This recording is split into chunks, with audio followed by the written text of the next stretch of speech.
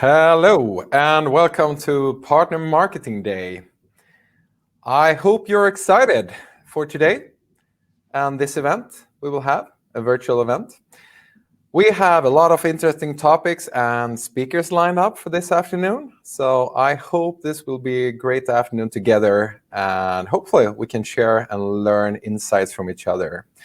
My name is Jakob Löwenbrand. I'm the CEO and manager of Brightvision, an agency who hosts this event. But I'm not alone hosting this one. I have my colleague Cecilia with me here today as well as co-host. Hello, everybody. I'm so excited to be here. I hope you are as well. I will be Jakob's co-host today, helping facilitate the chat and your questions and everything. So please keep me busy with writing in the chat. I also hope you have managed to connect to the sound. If you have any troubles, just write in the chat and we will try to fix it. But I think, what do you say, Jakob? Should we start with warming up with a question? I think that's a great idea, Cecilia. So I know we have registered participants on this event from quite a few countries. So if you would like to warm up, learn where you can find the chat, which we hope you will use frequently during this afternoon so we can interact with each other, and write where you're coming from. Where are you located, or where are you logging in from? Wow, we have a lot of cool places. Stockholm, Linköping, a lot of people from Stockholm. Oh, we have someone in Bucharest. That's nice. Great, welcome. Yeah, Täby, Gothenburg, UK. Oh, very nice. We have some speakers from UK today. Oh, London, Lund, Denmark, Gothenburg, sunny Gothenburg. Yeah, that's good. Amsterdam, Halmstad, Berlin. Wow. Yeah, there's Rome and Prague as well. Bucharest, Romania. Wow. What do you say about that, Jakob? Awesome. Fantastic. We're so flattered that all of you have found this event and will take time and participate today. So I really hope we can have a great time together and hopefully not only learn, but also interact and maybe learn each other a little bit and so forth as well. So I think that's great. Awesome. We will, we still see a few people from Barcelona, Riga, Malmö as well. So very, very nice to see where you're located. But then, a lot of people might ask, Jakob, why are we hosting this event? Yes, that's a good question. And I will tell you why it's a good question. We know that many of you who are managing partner marketing and running marketing through a channel, a partner channel, or some kind of distribution channel where you do indirect marketing, has a complex situation. It's hard to run those campaigns and to set them up and to have a strategy that's aligned with both the partner and the channel's strategy and positioning, as well as your own as a vendor. So we'll talk a lot about that from different angles and perspectives this afternoon. And I think that's interesting for most of us who are here today. And just a word about who we are at Brightvision for a 15-second presentation. We are a marketing agency who's dedicated to the technology industry, to help them drive revenue and to find new leads. And we do that by both offering services in inbound as well as outbound. We have a full service offering, so to say. And we've been around for 20 years this year. So we started out just in the early 2000s when the tech industry also was booming, which is pretty much the case for today as well. So that's a little bit about us. And Great. And I'm so excited for the next slide. It's my favorite. It's competition time. Just a quick competition to wake people up. And we will have two questions and one question at a time, in total 2 winners. So if you if you write the right answer in the chat and you are the fastest, you get to spin the wheel that you can see behind Jakob. And if you spin green, you will get a marketing workshop from us worth $500. If you spin white, you will get an umbrella. Yes. So let's start with the first question. Joe Pulizzi is one of today's speakers. What is his area of expertise? I will also send the question in the chat so you have it. And I know it's a little bit of delay before we see your answer, but let's see here. Exciting. Do you have any good guesses? Oh, we have, content marketing, Marcus Samuelsson. Congratulations. Marcus, I will spin the wheel for you, Marcus. You were so fast. Impressive. Yes. And the question is, are you hoping for an umbrella or a marketing workshop? It's marketing workshop. Or is it white? white? Yeah, green is marketing workshop. Or an umbrella, if you rather have that. Yeah, but that's great. That's great. We contact you afterwards. And the next question, we will speed this up here. Bev Burgess is also one of today's speakers. What is her area of expertise? Let's see here. Great, Marcus. ABM! Cool. Was the first one to announce that. So awesome. It's correct. And we will spin the wheel for Karin and see if you get an umbrella or a marketing workshop. It's an umbrella. Woo! Okay, great, Karin and Marcus. We will contact you after, but very good job. And then, Jakob, I think we can continue with our presentation. Yes, will do. So today's agenda, I won't go over it in detail. You can find it in the handout section just to the right from the chat. So hopefully you can find your way around in Big Marker, which we think is a great system for these kind of events. So there you have it. And we also have a little bit of housekeeping, Cecilia, very short. Sorry, Jakob. I will actually let the speakers introduce themselves. We have a video. So just to give you a little bit of a teaser of what you will see today, we would just look at a short video. So Jakob, if you unmute. Hi everyone, I'm Bev Burgess. I'm a senior advisor with ITSMA, and I'm going to be talking at the Partner Day about how you make account-based marketing work for you, for your partners, and for your customers. So we'll look at why ABM is important for you with your partners. What are the benefits? We'll look at what could possibly go wrong, and then we'll look at how you can maximize your chances of success. So I'm really looking forward to seeing you at the Brightvision Partner Day. Hello everyone, my name is Meshach Amuah-Fuster, Managing Director for EMEA here at Allbound. Today I'm going to be speaking a little bit about how Allbound helps organizations both generate more engagement as well as revenue in the channel. My name is Joe Pulizzi. I'm author of the book Content Inc. and I'm going to talk about the 7 steps that you need to take to build a loyal audience and then drive revenue from that audience with your partners. I really am looking forward to presenting it and I hope you enjoy it. Hello, my name is Jakob Löwenbrand. I'm the Managing Director of Brightvision, and I'm going to talk in this event about 5 learnings based on insights from 500 party campaigns. Hi, my name is Jakob and I work as a team manager here at Brightvision for one of our digital teams.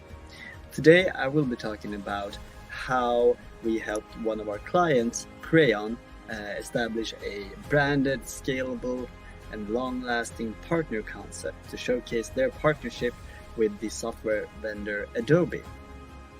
Hi, I'm Clarice Lin, the ROI Doctor. I'm also the founder of Baseline Labs, a digital marketing agency. So on Partner Marketing Day, I'm going to share with you how you can help your partners create outstanding video content that fills up the sales pipeline. Great. So that was a little bit about today's speaker.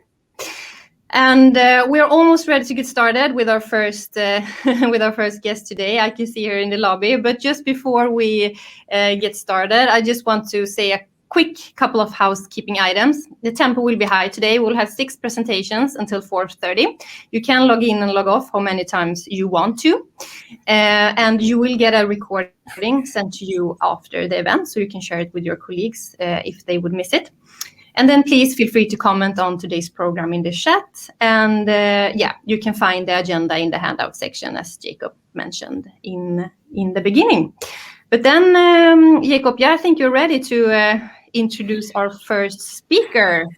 Yes, I am. And it's so great to be able to introduce Bev Burgess, who is a leading expert in account-based marketing, ABM, and have been working for the organization ITSMA for quite some while. And not only that, she's publishing a lot of content around this area and is invited to a lot of conferences and virtual events on this topic as well. And we know Bev since before, and we know that her content is awesome. So Bev, it's so good to have you back to present account-based marketing, making ABM work for you, your partners, and your customers. So good to have you, Bev. Thank you so much, Jakob, and hi everyone. Lovely to be with you here today. And I'm delighted to talk about ABM working with partners. I have spent a very long time in B2B marketing, 30 years, and I have been responsible for partner marketing at companies including Epson across EMEA. So very used to working with partners and in a very great depth as well at companies like Fujitsu around specific client accounts. So I've kind of seen both ends of the scale, where you have a lot of volume partners and also where you have a few very deep partners. And I've spent 18 years looking at account-based marketing and been lucky enough to work with ITSMA's Global ABM Council. So that's companies like KPMG, Microsoft, SAP, ServiceNow, Adobe, who's already been mentioned today, Panasonic, HP. And one of the topics that keeps coming up with these council members is, how do we do ABM with partners, to partners, through partners? And it's a perennial kind of challenge.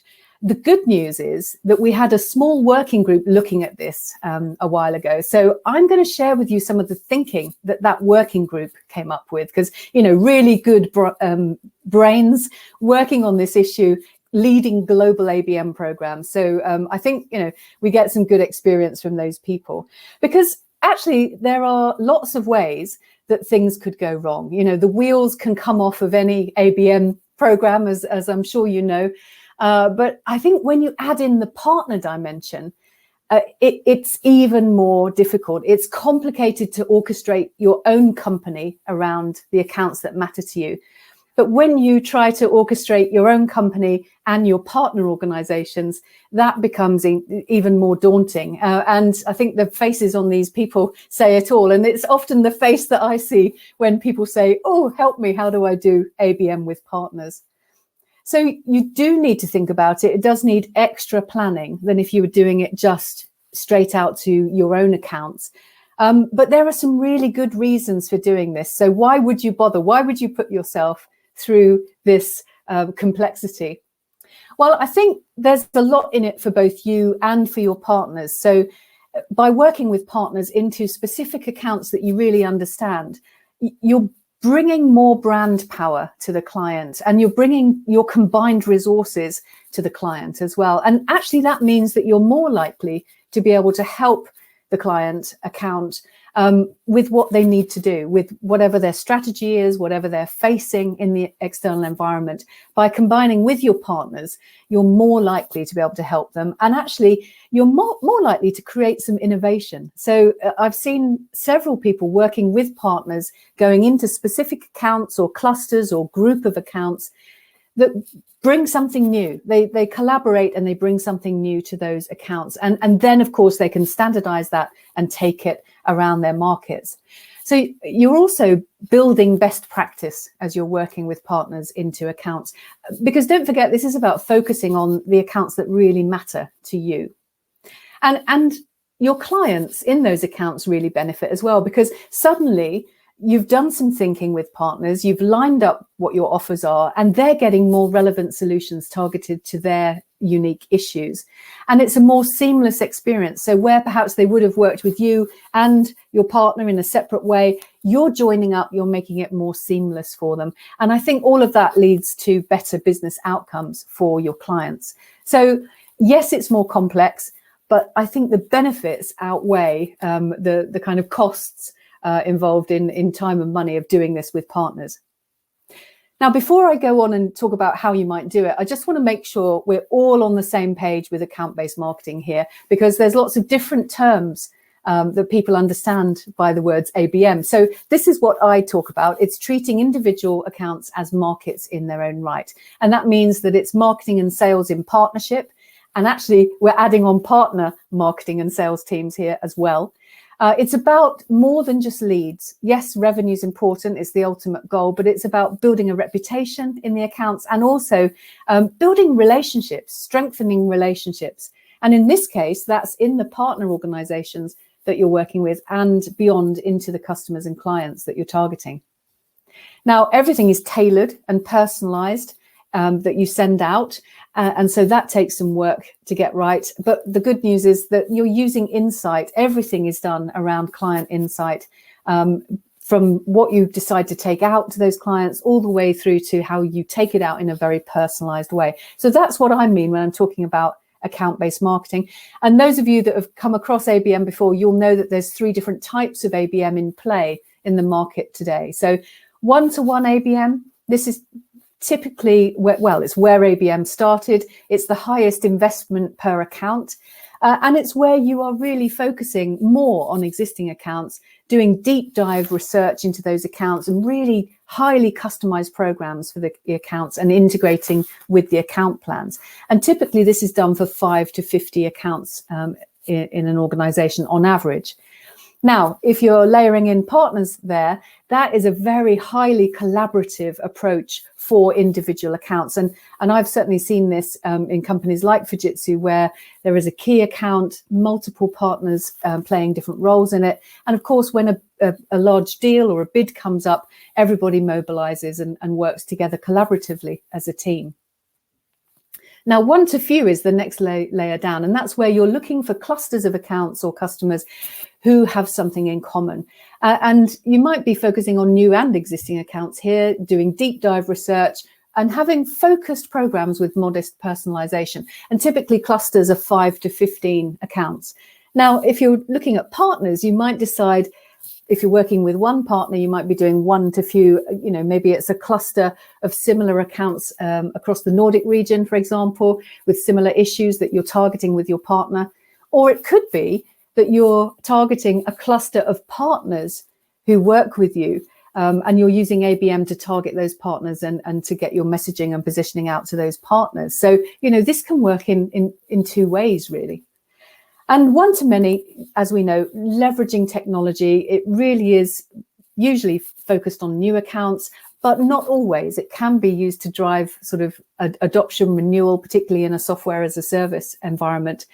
But you are still looking for ideal customer profiles, you're looking for intent data, and you're using technology to personalize the experience.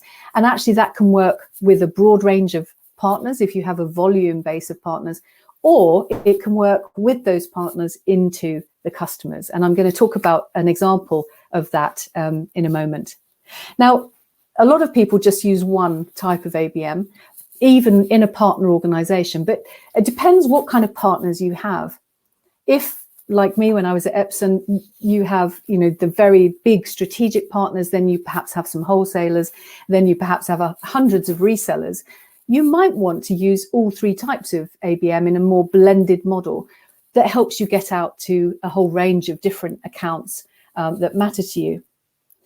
So really, this is about what works for your business. And I want to pause now and just ask you what you think might work for your business. So I've got a quick poll, and I know Cecilia is going to help me with this.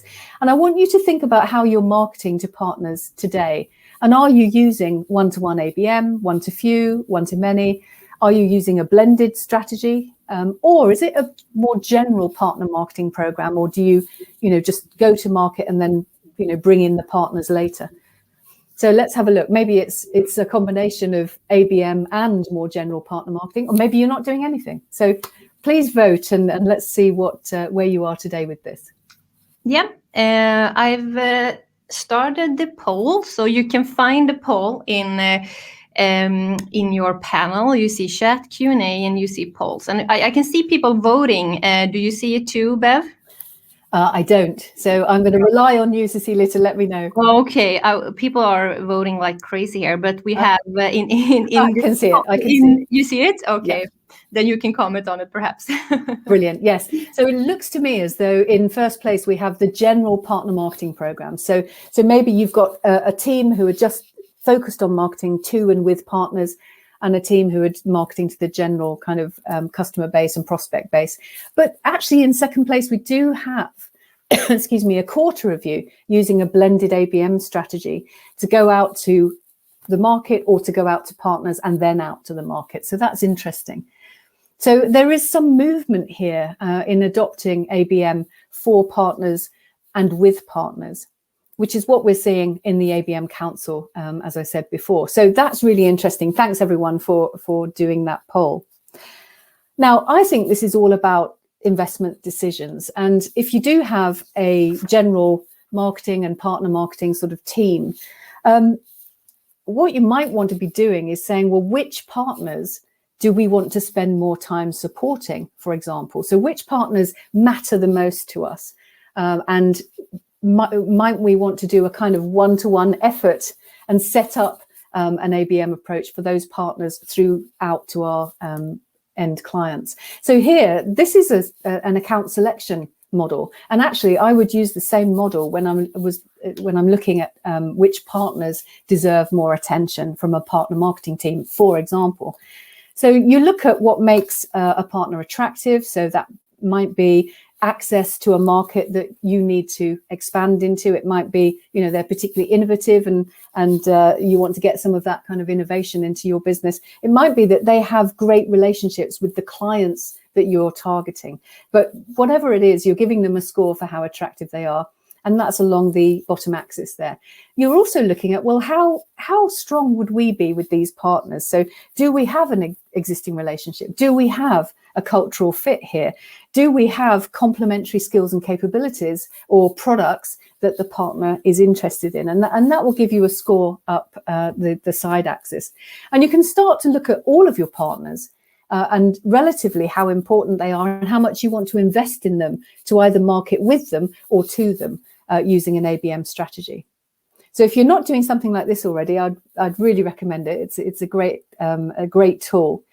And you might find then that you're looking at maybe a one-to-one or one-to-few type ABM model with a few partners. And as I said, this gets really complex. So here's what the ABM Council recommends. So in the planning stage, when you're thinking about ABM, first thing to do is make sure your goals are aligned. Which accounts are we trying to get to? What are we trying to do with them? What does success look like? Agree on your governance model. How are you going to work together with the partner? And who's going to take the lead into a particular sector or market or account? And then it's about getting the people, the processes and the systems aligned. So what you often find, certainly in one-to-one, if you're marketing with a partner, you've got different CRM systems, you've got different tech. You need to kind of agree, okay, who's taking the lead here? Or are we using an agency and doing something completely separate? And the other thing to think about, of course, is compensation models. Who gets incentivized? How does it work? So a bunch of stuff there that allows you to think about how are we going to do ABM? How are we going to pilot it? What does success look like? What metrics will we track? How are we working with salespeople? And how are we going to govern the whole thing? And then when you get into executing ABM, you see our proven 7-step model there on the right-hand side. Really, it's discussions about who's going to do what during those 7 steps. How do we pool our data and insight, for example, on customer accounts? How do we navigate this increasing complexity of having to keep momentum going with at least 2, if not more, partners involved? And how do we manage any competitive conflict, which in my experience always raises its head in partnerships. So you need to think about it as you go in. Now, that's a kind of more in-depth model, but people are doing this at scale, and they're doing this really well, leveraging technology. And the example I want to share with you today is Cisco, who wanted to be the best in customer experience and drive adoption and advocacy of their solutions, working through their partner network. So they decided the whole experience for their most important accounts needed to be personalized, data-driven, automated as far as possible for themselves and for their partners, and using omni-channel techniques, but also keeping a hybrid option. So if something went wrong, there was an option to go straight to a partner or indeed straight to Cisco to sort it out. And you can see they planned the whole process through the customer lifecycle, from when the solution was bought from Cisco or a partner organization, when it was onboarded into the account, implemented, driving usage of the solution. So there were fail points using AI and machine learning. They were tracking how well solutions were used, and then a flag would go up for the partner to intervene or for Cisco to intervene if it was more serious, driving engagement with the Cisco solution and adoption across the organization. And again, flags going up at any point to let the partner or Cisco know that an intervention was needed. And of course, focusing on delivering value through very personalized content, not to personas, but to individuals in the accounts, depending on what they were interested in, throughout the whole kind of life cycle, so that renewals were an easier discussion to have. And those individuals would be recommending to others within the account and across the account and advocating for Cisco and its partner organization. And actually what we found is that 2,000 partners, more than 2,000, were using this digital engagement platform to drive adoption of the Cisco solutions, renewal of those solutions, and customer loyalty, working together with Cisco. So this is a huge investment to make. But if you have got the kind of volume of partners that Cisco has, and if you're trying to reach that kind of one-to-many group of accounts with your partners, then you need to be thinking about building something like this. And you can see the other numbers here: $526 million of post-sale digital engagements, 6.2 billion of opportunities generated, and so on and so forth. So a really, really successful story from Cisco. And if you haven't seen this before, have a look at cisco.com and just look at what they're doing. Now, if you do build something like that, it looks very different from the thing we saw at the beginning where the wheels were coming off. And I think really this is where the market is going. So companies like SAP, Red Hat, Click, anyone that is in a kind of software as a service arena is thinking about this ABM with partners through the customer life cycle. So I think that's the most important thing to take away with you today from these sort of 16 or so minutes. You, your partner, and your client can benefit from an ABM approach. Think about blending the type of ABM you do, depending on the tier of partner and the types and numbers of accounts you're trying to reach, because that is really the investment decision you need to make, how you're going to allocate your resources. And then collaborate through the planning process, make sure that you've had all the discussions about how you're going to execute it, and leverage technology to really build value for your clients and your partners and yourself through that client life cycle. Think of Cisco. They do it absolutely brilliantly.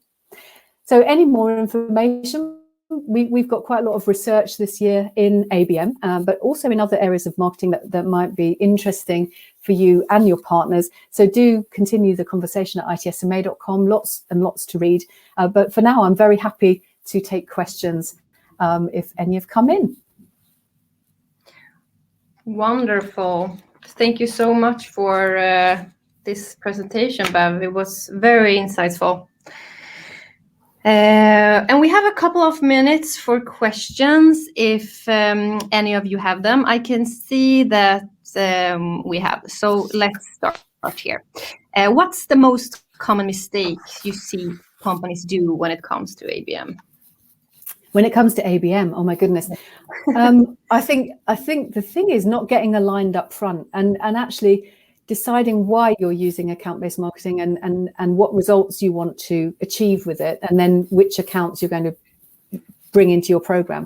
And that's just made more complex when you do it with partners, because you need to have that discussion with your partners. Or if you're just doing ABM into partners, that's a bit simpler. But this is a complex area of selling with, selling through, selling to. So you really need to be clear on why you're using ABM in this space. Great answer. And then we have another question from Frederick, who wonder, lots of campaigns seems to confuse ABM with marketing to a smaller group of companies. What's the next step for those to drive more true ABM campaigns? That's a really good question. That's a brilliant question. Yeah, and it goes back to those 4 principles, Frederick, of are you doing this with sales, or is it a marketing campaign that you then throw leads over the wall from? Are you building everything on insight? So you're not just intent data, but real insight into what the client is looking for and what the accounts are facing, and how you could help them. And then are you customizing everything that you put out? So it's not just a generic campaign with general proposition offers and things, but actually it's customized to a group or an individual account. And finally, are you looking longer term beyond a quarter and the leads you can generate in a quarter? And are you looking to building relationships and building your reputation in those accounts? So I would use those 4 as a checklist. Very good. And then a follow-up question from Frederick is, any proven MarTech you have seen working good? Well, that's a great question. So I'll tell you what the ABM Council talk about. So at the moment, there is Demandbase and Sixth Sense that are kind of both investing heavily in building ABM platforms. And I think they are becoming the standard. But then you have specialists. So I hear a lot of people talk about Follows and Path Factory as ways of delivering very customized content, for example. And you have people like Reach Desk that are doing very targeted direct marketing to complement virtual events. So, it does vary, but the 2 big platforms, I would say, are Demandbase and Sixth Sense. Great, perfect. Yeah, I don't see any other questions coming in right now, but if you can come to think of any, just send us and we will forward them to Bev so she can answer them afterwards. Great, Bev. And just the last question from my side. From what I remember, I think ITSMA was actually the first organization to start defining account-based marketing. Is that correct? That's correct. So in 2003, we did some research on it, and from then on, and we actually called it account-based marketing. So the term started with us, in fact, a very long time ago now. Yeah, but still so, present and very, very interesting topic to see. We're slow to catch on in the marketing community. How come? But 18 years later, we're here and we're ready to go ahead with implementing ABM full circle. That's so exciting. Yeah. Great. Okay. But Thank you so much, Bev. Great to have you with us, and all the best with all your things and your book, who's coming out this summer as well. Yes, absolutely. 2nd edition of the Practitioner's Guide to ABM. So it's going to be an exciting month, I think. But great to be with you all today, and good luck with your ABM programs. Thanks very much for having me. Thank you. Thanks. Bye. Take care. Bye. Oh, great. Perfect. So, Jakob, I think we have the next speaker in the waiting room. So would you like to give us an introduction? Yes, so great to move on to a very related topic here. We have the honor to have Meshach with us from Allbound, who's running the EMEA practice there. And really good to have you with us. Very short introduction of you, Meshach, before you dive into today's topic, is that you're running the area for EMEA for Allbound, who's a partner portal, partner solution. So it's so interesting to follow up Bev's case there, to follow up in that. But that's not only what you've been up to. You have been doing a lot of things within marketing and sales for many different tech companies. Not to forget to mention Vimeo, who actually had their IPO this week. So that was last year's job you had there. But so that was a very short introduction. But so good to have you with us, and welcome, Meshach.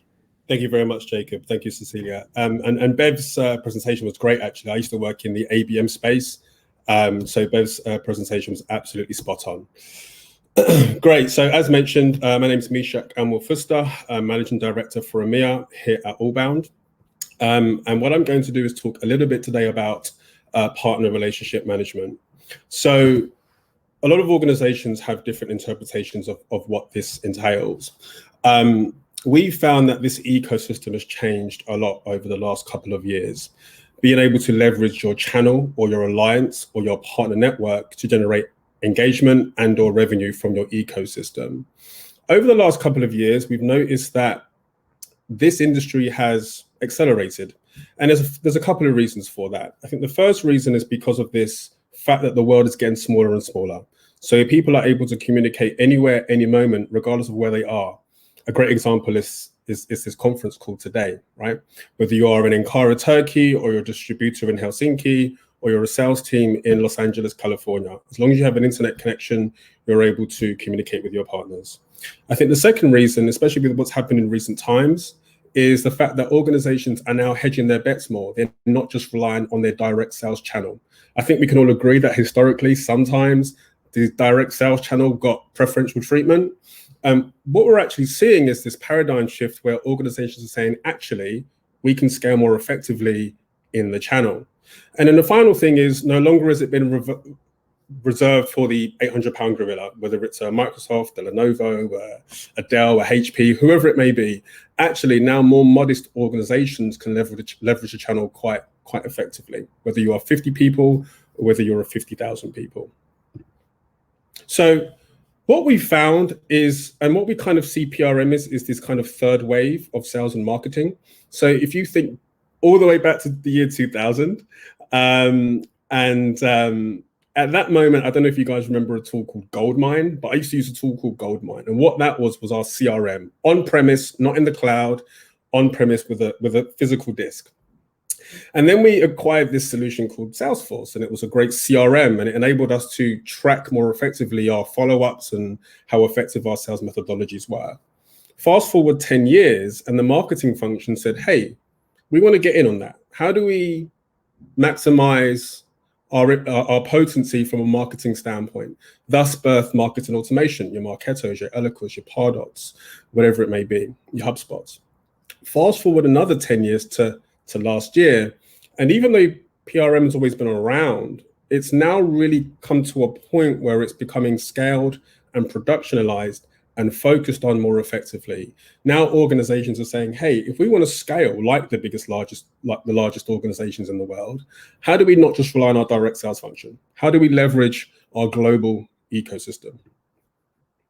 So four of the most common partner ecosystem complaints that we hear is typically we spend too much time training and onboarding partners, and actually we don't have enough time to find more partners for our business, okay?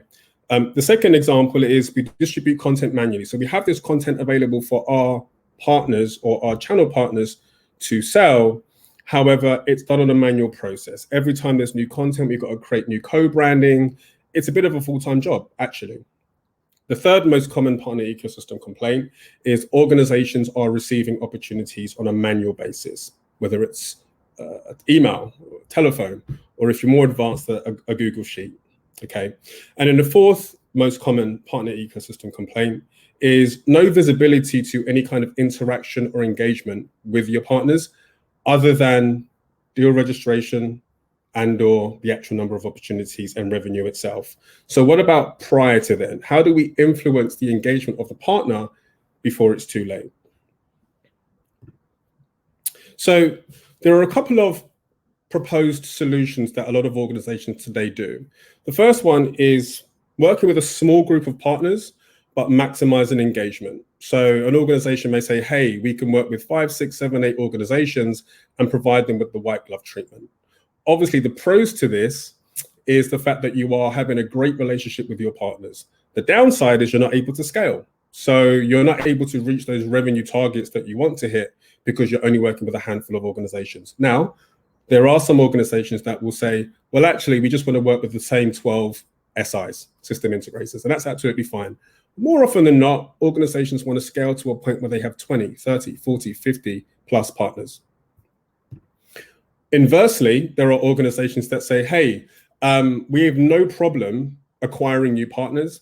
Our biggest problem is maximizing the amount of touch or the amount of engagement that we have with those partners. Because it's all well and good us having 100, 500, 1,000 partners, but if none of them are really engaging with us, it's an absolute fallacy. So at the best of times, it can be a bit like herding cats. So how do we overcome this situation?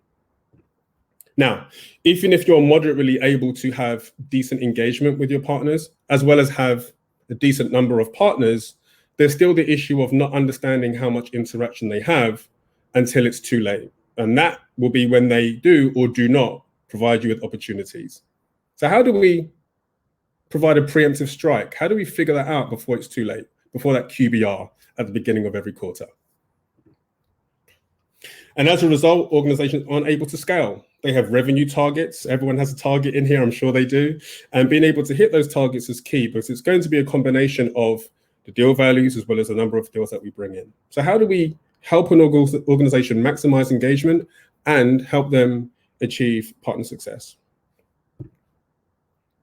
So this is where Allbound comes in and other PRMs in the market. So what we do is we provide a portal which provides a one-stop shop for your partners to be able to understand your products, to be able to receive your content, which they can distribute for marketing purposes on your behalf to the end customer or prospect, to be able to provide you with opportunities on an automated basis, as opposed to the old school Google Sheet or phone call or email, and ultimately to provide you with a full holistic view of every single interaction within the portal so that you know how engaged certain partners are and how not engaged certain partners are, or even groups of partners.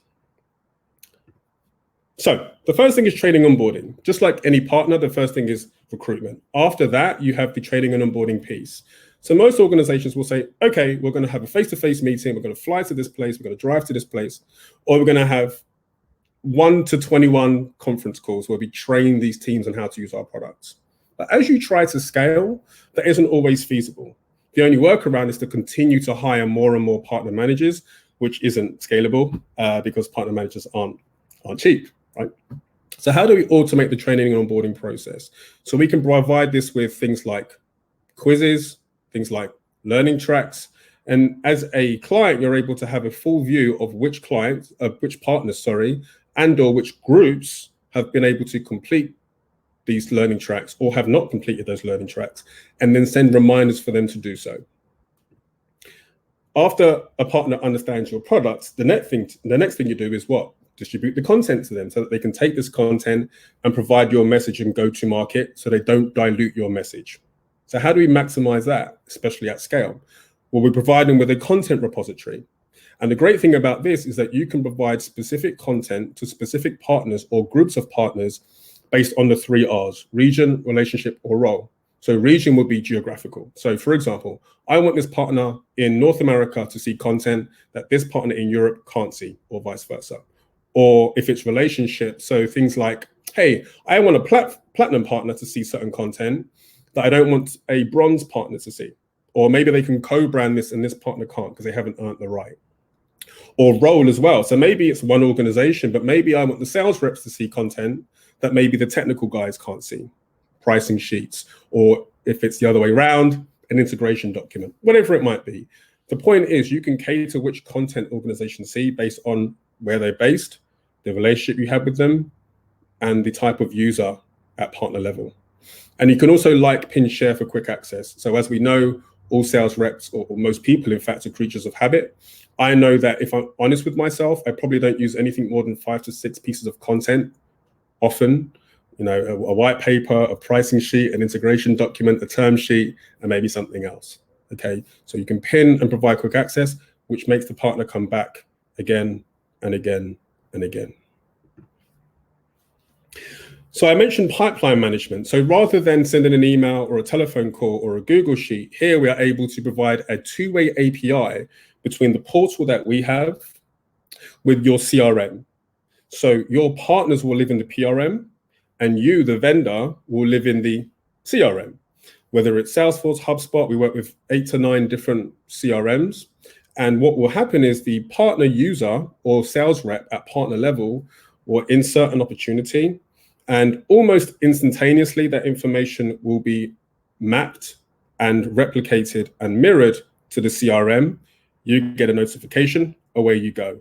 Any update on either side will be mirrored on the other side. So what that does is that removes any chasing between partners and sales reps and back and forth, which I'm sure we've all experienced. Hey, John Smith, what's happening with this opportunity? And John Smith casually ignores the person who's asked them about the update because they already told him last week that when they have an update, they'll get back to them. No more of that. Now you have all the information in one place, just like you have in a CRM. So any updates, check the PRM in this instance. And then finally, something that we call channel insights. And this is basically that full holistic view of every single interaction up to and including deal registration and revenue generation, or closed won or lost opportunities. So over any duration of time, how often does this partner complete a quiz, learn a learning track, fail a quiz, co-brand, send out information, any interaction with the portal, even logging in? How often does that partner do that? Or how often does a specific user at partner level do that? Or how often does a group of partners do that? North America versus Europe, platinum versus gold, this organization versus this one. And then you can get an understanding of what works at partner level, user level, or group level, and replicate that across other partners. Rinse, repeat, rinse, repeat. And just the final slide here. So this is our placement on G2 Crowd. We're very proud to show this. And I think one of the main reasons is because we pump a lot of our investment back into products, making sure that it's bleeding edge. One of the key attributes of successful partnerships is around ease of use, which typically is quite a fluffy USP, if I'm honest, in most industries. But it's really important in this space. And I think the reason why is because partners at the best of times are quite hard to keep motivated, keep engaged. They're not on your payroll, so they don't answer to you. They don't have to engage, okay? But if you can create an experience which is easy to use, great UI, UX, makes it a sticky product where they can come back every single time, log an opportunity, and just wait for the commission to come in, then they will come back again and again and again. Thank you very much for your time, and open to any questions. Perfect. Thank you so much, Meshach. That was a really, really good presentation. And I've asked people to start type their questions in the chat. You can also type them in the Q&A if you want to be anonymous. That's totally fine. But we can see, I can see 2 questions so far. So what's your number 1 tips when it comes to getting partners excited about marketing? Yeah, it's a great question. So the first thing is create an experience that is easy for them. I've been managing sales teams for a while, and I always say this tongue in cheek, but managing your own sales reps can be difficult at the best of times. So imagine managing a team that's not on your payroll, right? So what I would say is create an experience which is easy for them. Give them a path to success which is easy to understand and digest, because they may be working with your competitors as well. Okay, so make sure that they're a good fit for your business. Make the experience easy. Look like you have a professional portal, which helps actually instigate and is a great catalyst for partner recruitment and partner stickiness. And provide an experience where they are, they receive their commission payouts in a way which is on the tail end of a very easy partner experience. Just make it easy for them. And the best way to do that is you provide them with a portal link. You bookmark it, and we use our own product. We have our own partners as well. So we eat our own dog food, drink champagne, whichever colloquialism you want to use. You click on the bookmark, and you're already logged in. And then from there, it's really 3 places that partner can go: training, content, or deal registration.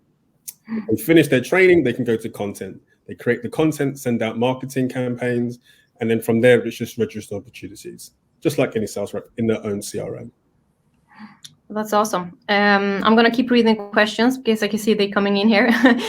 Rachel wonders, does Allbound hold the co-branded resources as well, so the partner can easily co-brand content for sales and marketing? Or is it another solution needed for that? That's a great question. So short answer, yes. Not so short answer.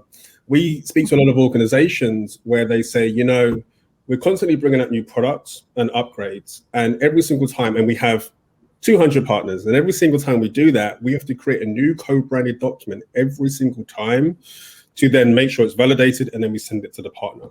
And that happens quite often.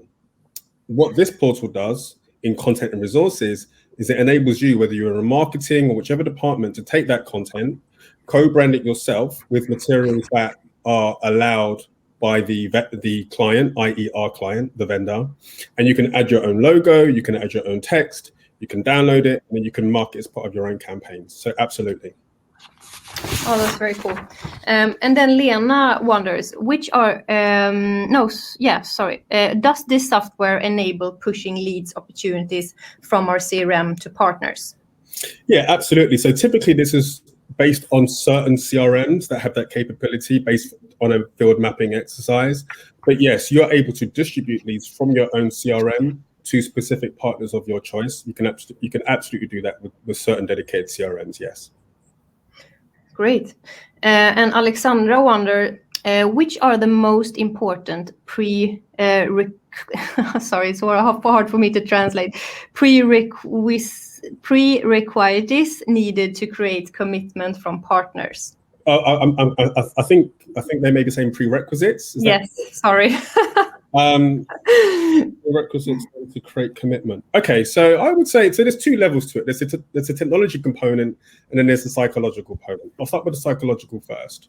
So from a psychological standpoint, the organization has to look at, the partner has to look at your business and say, hey, this is a product which I can take to market and be successful because of a certain niche, or niche if you're American, and I can take this to be successful based on the knowledge that we have as an organization. The second, and ultimately the path to success for me, which is ultimately, you know, getting commission payouts from this IP holder. The technological side is more towards making the partner journey easy to perform, to execute. And again, just providing that bookmark, you click on it once and you're already on your dashboard. And then from there, you're able to do whatever you like, learn about a new product. You're able to take content, co-brand it as per the aforementioned question, or you can go straight to deal registration, put in information just like how you always would in a CRM or a Google Sheet, name, email, telephone, maybe some notes, hit go, and then you forget about it. That's fantastic. And then Sarah wonders, can the partner export their leads and opportunities to own CRM? Well, that's the great thing about it. It's an automatic process. So if I'm a partner of you guys at Brightvision and I have an opportunity for you guys, I put it in the PRM because I'm the partner and that's where I live. I hit go and that information automatically goes via API to Brightvision's CRM. So it's an automatic process. It's not a manual export via a CSV or whatever it might be. That lead will get pushed to the CRM, and then that lead is managed like how you would manage leads automatically. That could be on a round robin basis. It could be sent to a head of partnerships, and then that person will distribute it to the relevant person.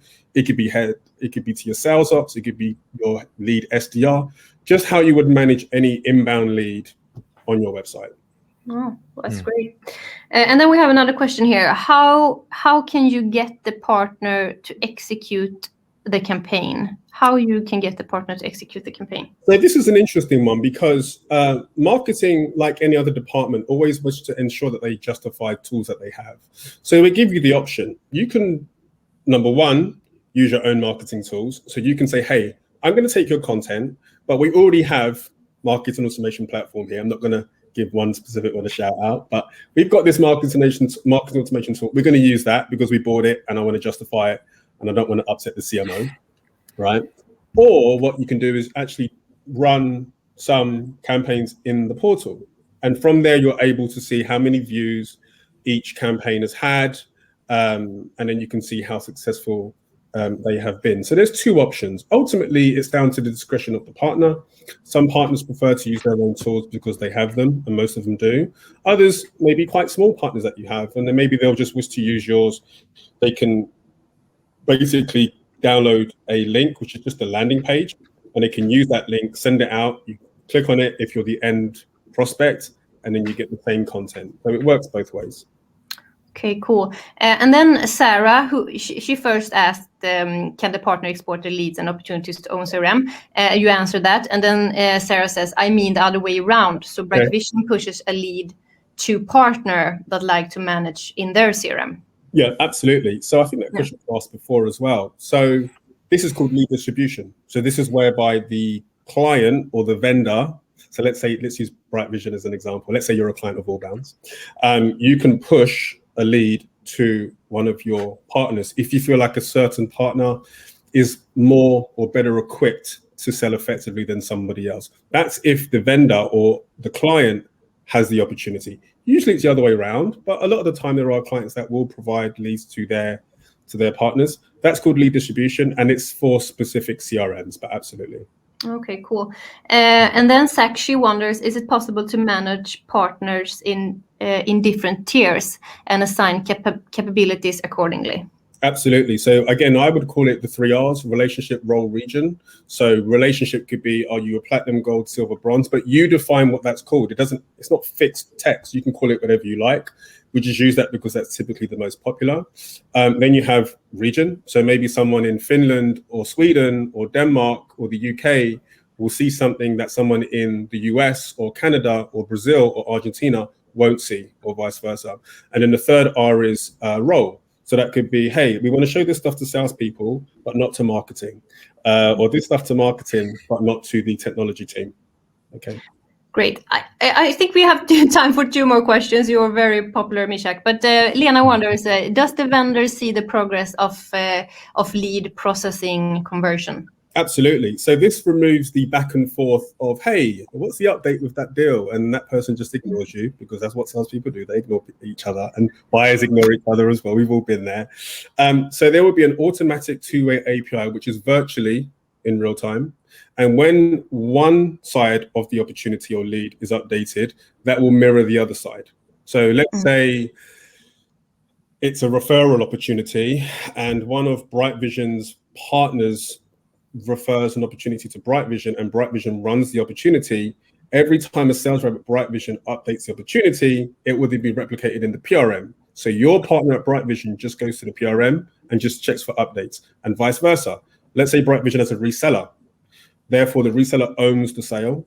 And every time there's an update at reseller side, the PRM gets updated, and then Brightvision will see the update in your CRM. So it works both ways.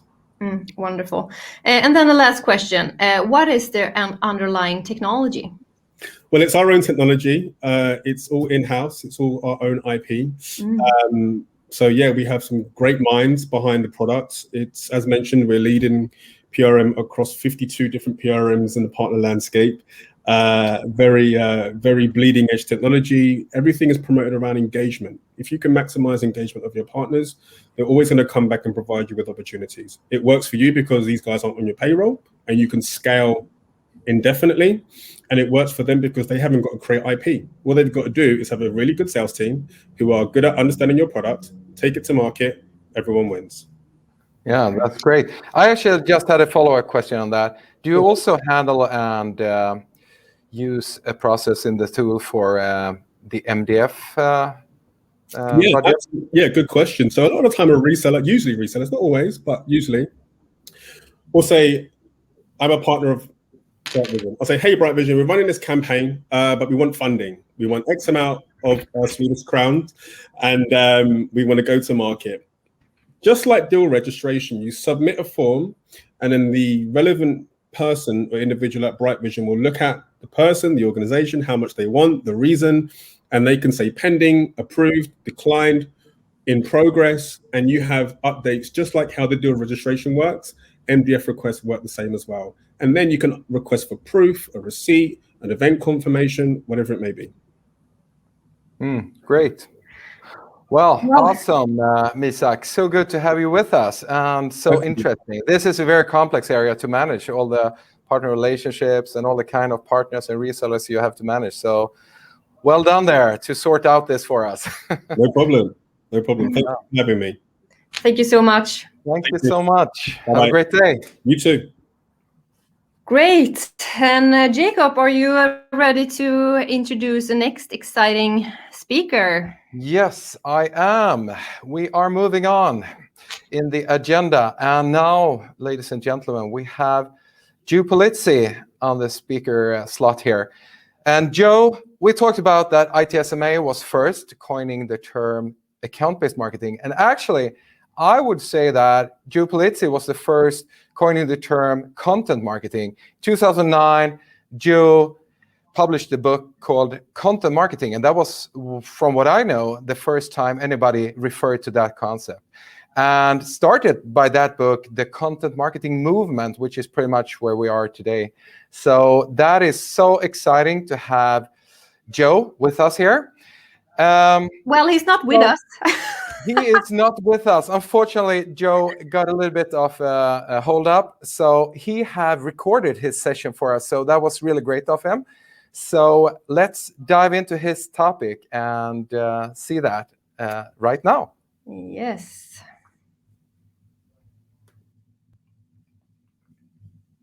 All right. Thank you for having me. My name is Joe Pulizzi. I'm going to talk about how to use content to grow a loyal audience in 7 steps. I think this is really important, especially for partner marketing.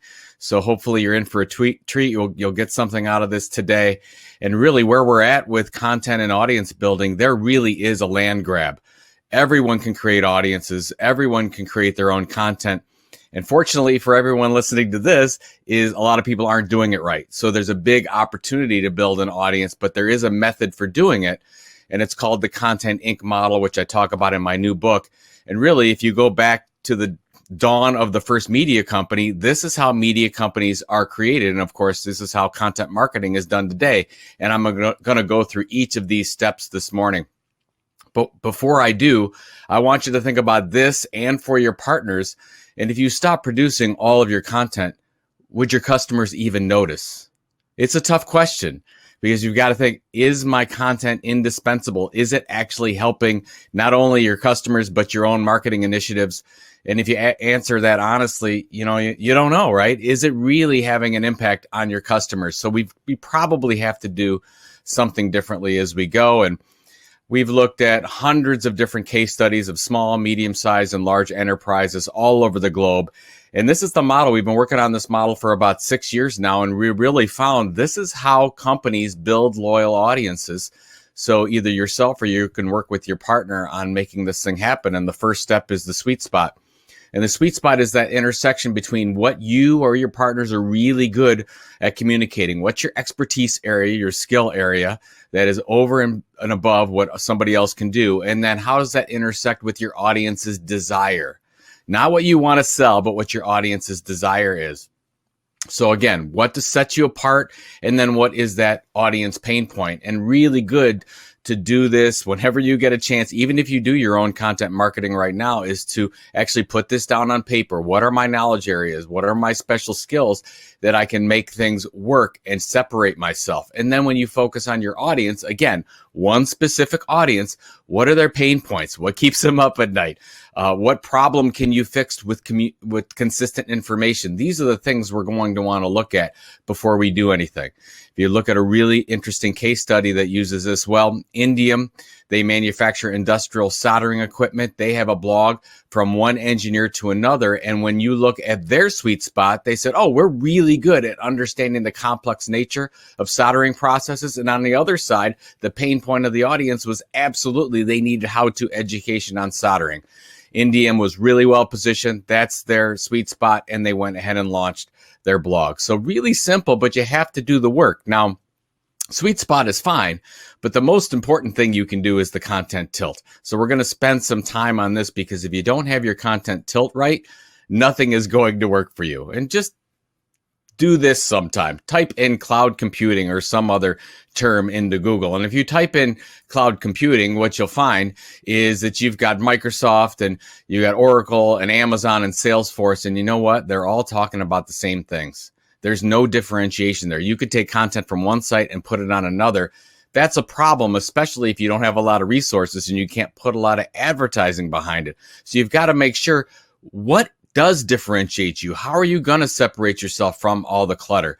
And I take this from, if you know the movie The Matrix and Neo, it really is he looks at the spoon. He looks at the spoon from a different perspective. He tilts his head. So you have to look at your area of whether that's your content area, whether it's your audience, whether it's the platform you're using, and you have to tilt your head and look at it a little different and say, what's that area of little to no competition on the web that you can actually break through all the clutter? What's your hook? What makes you special? This is really important, because if you just come out and start creating content, nothing's going to work. So here's an example of this. Anne Reardon is known as the baking queen of Sydney, Australia. She wanted to start a video blog 10 years ago. She got to 100 YouTube subscribers and she started something called How to Cook That. She was so happy. And then today she's got well over 4 million subscribers, multimillionaire. She's doing really, really well for herself. Well, how does she break through all the clutter of food content out there? She did things like actually created a chocolate camera with all its little moving parts in it.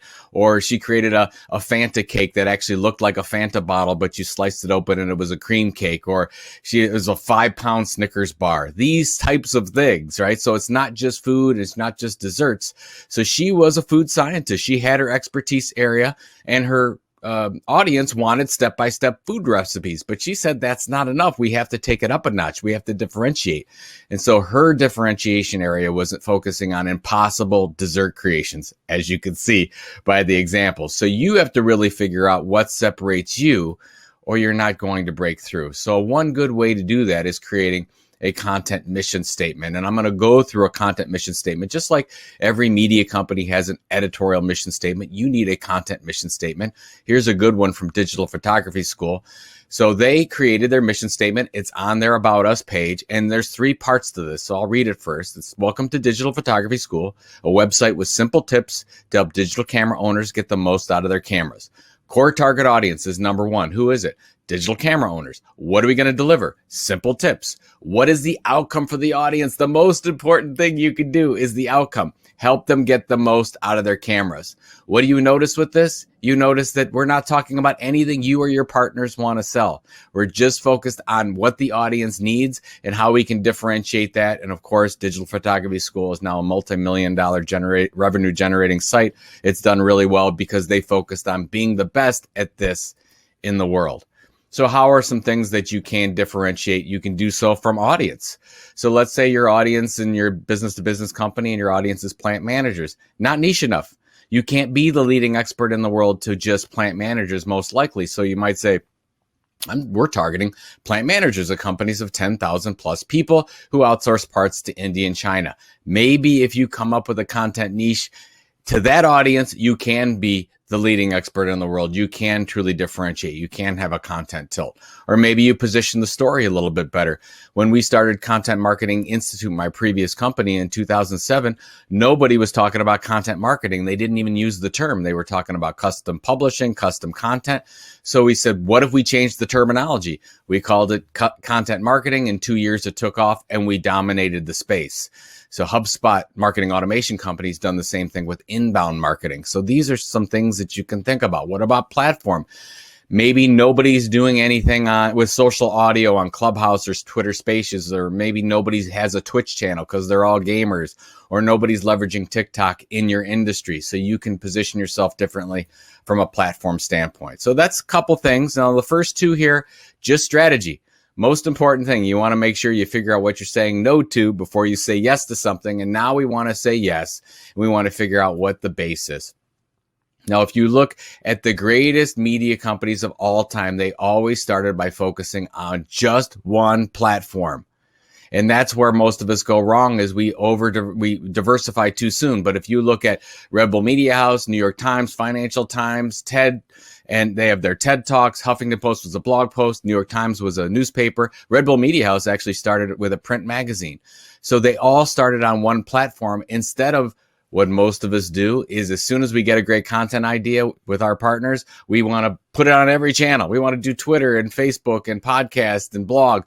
And that is not going to be successful. We've got to focus on being great at one.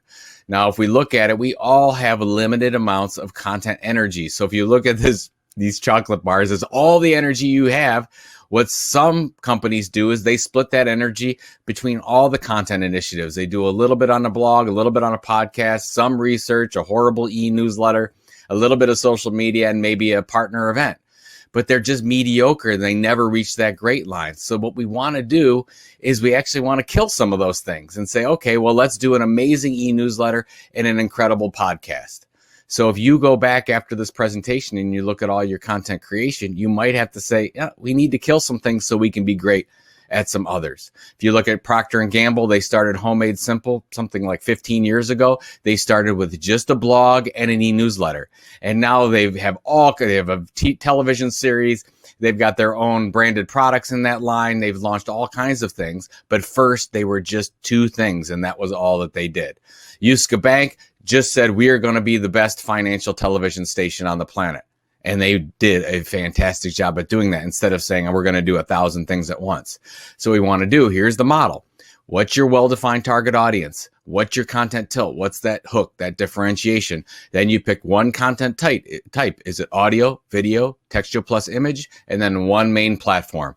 And I know we want to do all kinds of things at once, but this is absolutely what works. And when we do that, we have to show up on time every time, so you have to be consistent. And when you do, you absolutely have to be interesting. When we launched Content Marketing Institute, we sent out a blog every day for the first 22 months and then continued on for the next 8 years after that.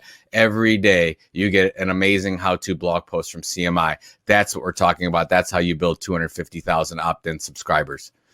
Okay, so we've done the first three. And we've got that platform base. We're building this audience. Now we really go into audience building mode. But we've got to be careful, because what a lot of people do is they just focus on social media. So if you look at Caterpillar social media page, it's like, oh, great, we've got 1.8 million people that follow this page. Well, who are they following? Who owns those connections? Facebook does, not Caterpillar. We don't have any control over algorithms or anything Facebook wants to do. So what we've got to do is figure out, how do we move those people from social channels to subscribers? And that's really our key metric. And what we want to do is we want to go up the subscriber hierarchy.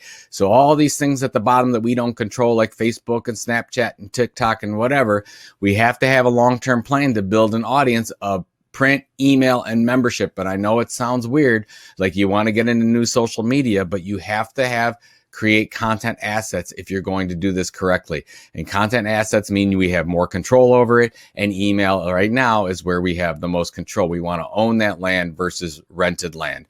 And that means you need a remarkable newsletter at some point.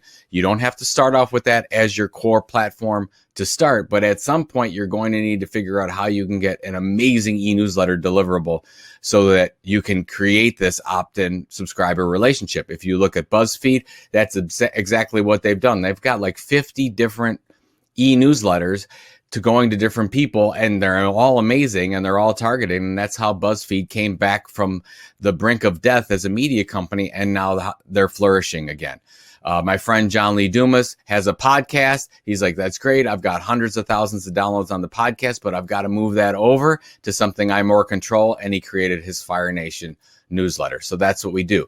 We just launched our new company called The Tilt for content creators. And we're looking at one platform, which is our email newsletter, and two social platforms focusing on Clubhouse and Twitter. And that seems to be working really well for us as we go. So you want to really do that strategy. Say no to a lot of things. And I know it's hard to do, but we've got to do it. Now we move into the fifth step, and that's all about, now that you've got a minimum viable audience, Now you can actually look at generating revenue. And there's 10 different ways to generate revenue. I'm going to go through these really fast because they're really important. There's 6 direct and 4 indirect or content marketing specific ways. So the first would be advertising. And I don't care if you're a media company or not a media company, you could absolutely do advertising. So we did, we have our blog page, we would have advertising on that page, or we would have sponsored webinars, or we would have print magazine advertising as we go. And then you've got conferences or events. Of course, we launched our big event, Content Marketing World. You could do that. We did workshops and tours. You could do premium content. So like my book would be a premium content sale, or we've got an audiobook sale that we could possibly do. And then some people do donations like Patreon. You could have different levels. Absolutely. You could create a content initiative with your partners and ask for donations. You've got sites like Mother Jones that ask for donations right in the corner every time. You've got affiliate programs like Entrepreneur on Fire. They actually put affiliate links that kick back revenue whenever people click on them. And then you've got subscriptions. Brian Clark at Copyblogger has Copyblogger Pro, and you can get direct revenue from that. Now we think about content marketing goals. So you can sell products like Indium actually sells more manufactured soldering equipment because of their blog from one engineer to another. Or maybe you have services like Content Marketing Institute sells consulting services. Or maybe you want more loyal customers like John Deere's The Furrow magazine that's been going on for over 100 years. And their goal is to have people buy more John Deere equipment. And then you might want to create better customers like Think Money from TD Ameritrade, where they found that people that read that magazine trade 5 times more than people that don't. Now, generally, your timetable is long. So up to this point, you're probably about 12 to 18 months to get the revenue. That means you have to build an audience first. It's very difficult. If you're looking for a short-term revenue solution, you probably don't want to do the Content Inc. model. You probably want to buy advertising with your partners. So you have to have patience to make this go. So once you do this, you get to the 6th step, really important. Now you can start to diversify. So if you look at Sony's Alpha Universe, they started with just blogs. So there's their blogs. It's great. Everything's working fine. Then they go ahead and say, okay, well, now we're going to do some in-person events. We're going to do some podcasts, and then we're going to do some training. They started by building the audience around the blog posts. They got the minimum viable audience, and then they launched the podcast. Then they launched the in-person event series. Then they launched the training. What a lot of enterprises are doing right now, they're buying into diversification. If you saw HubSpot, marketing automation company HubSpot, they bought The Hustle, which was, I think, 1.5 million opt-in subscribers to an email newsletter. They got it for 6% of their total sales and marketing budget for the year. So some of these don't have to cost a lot of money. We're seeing deals right now in the 5 figures, 6 figures. So they're definitely affordable. And what you need to do right now is make your wish list. List your competitors, YouTubers in your industry, podcasters, newsletter providers, and they're actually available to buy. And if you don't want to go through all this patient process of 18 to 24 months of building an audience, well, you can go out and absolutely buy it. And I recommend you absolutely do that. We've just purchased a company ourselves that's worked out really well. When I was at Content Marketing Institute, we purchased 3 different organizations, media organizations, and it really, really makes a lot of sense for your overall audience building journey. And then at the end here, you figure out, okay, how do I really go big like in Arrow Electronics? Arrow Electronics is a Fortune 120 company. They sell their electronics distributor. So they're all about electronics equipment to business, but they also have 3 million subscribers to all their publications here. So they've really gone big. By the way, all these publications generate profit in and of themselves, as well as drive marketing goals. So this is where we're looking. This is where we're at. This is your Red Bull Media House, where you look at their portfolio and you have to say, well, what's more valuable? Is it Red Bull or is it Red Bull Media House? And it's a really good question, because you've got companies right now that are thinking we're all publishers. We're all media companies. We can all build audiences. You don't have to be just a media company anymore. And this is really important for you to think about with your partners. And then now bringing it all together, this is the tilt, this is our company, and this is how we put a strategy together. So you start with that sweet spot, you find out that tilt. Our tilt, content tilt for us, is focusing on this audience called content entrepreneurs. Our base, 2 times a week email newsletter.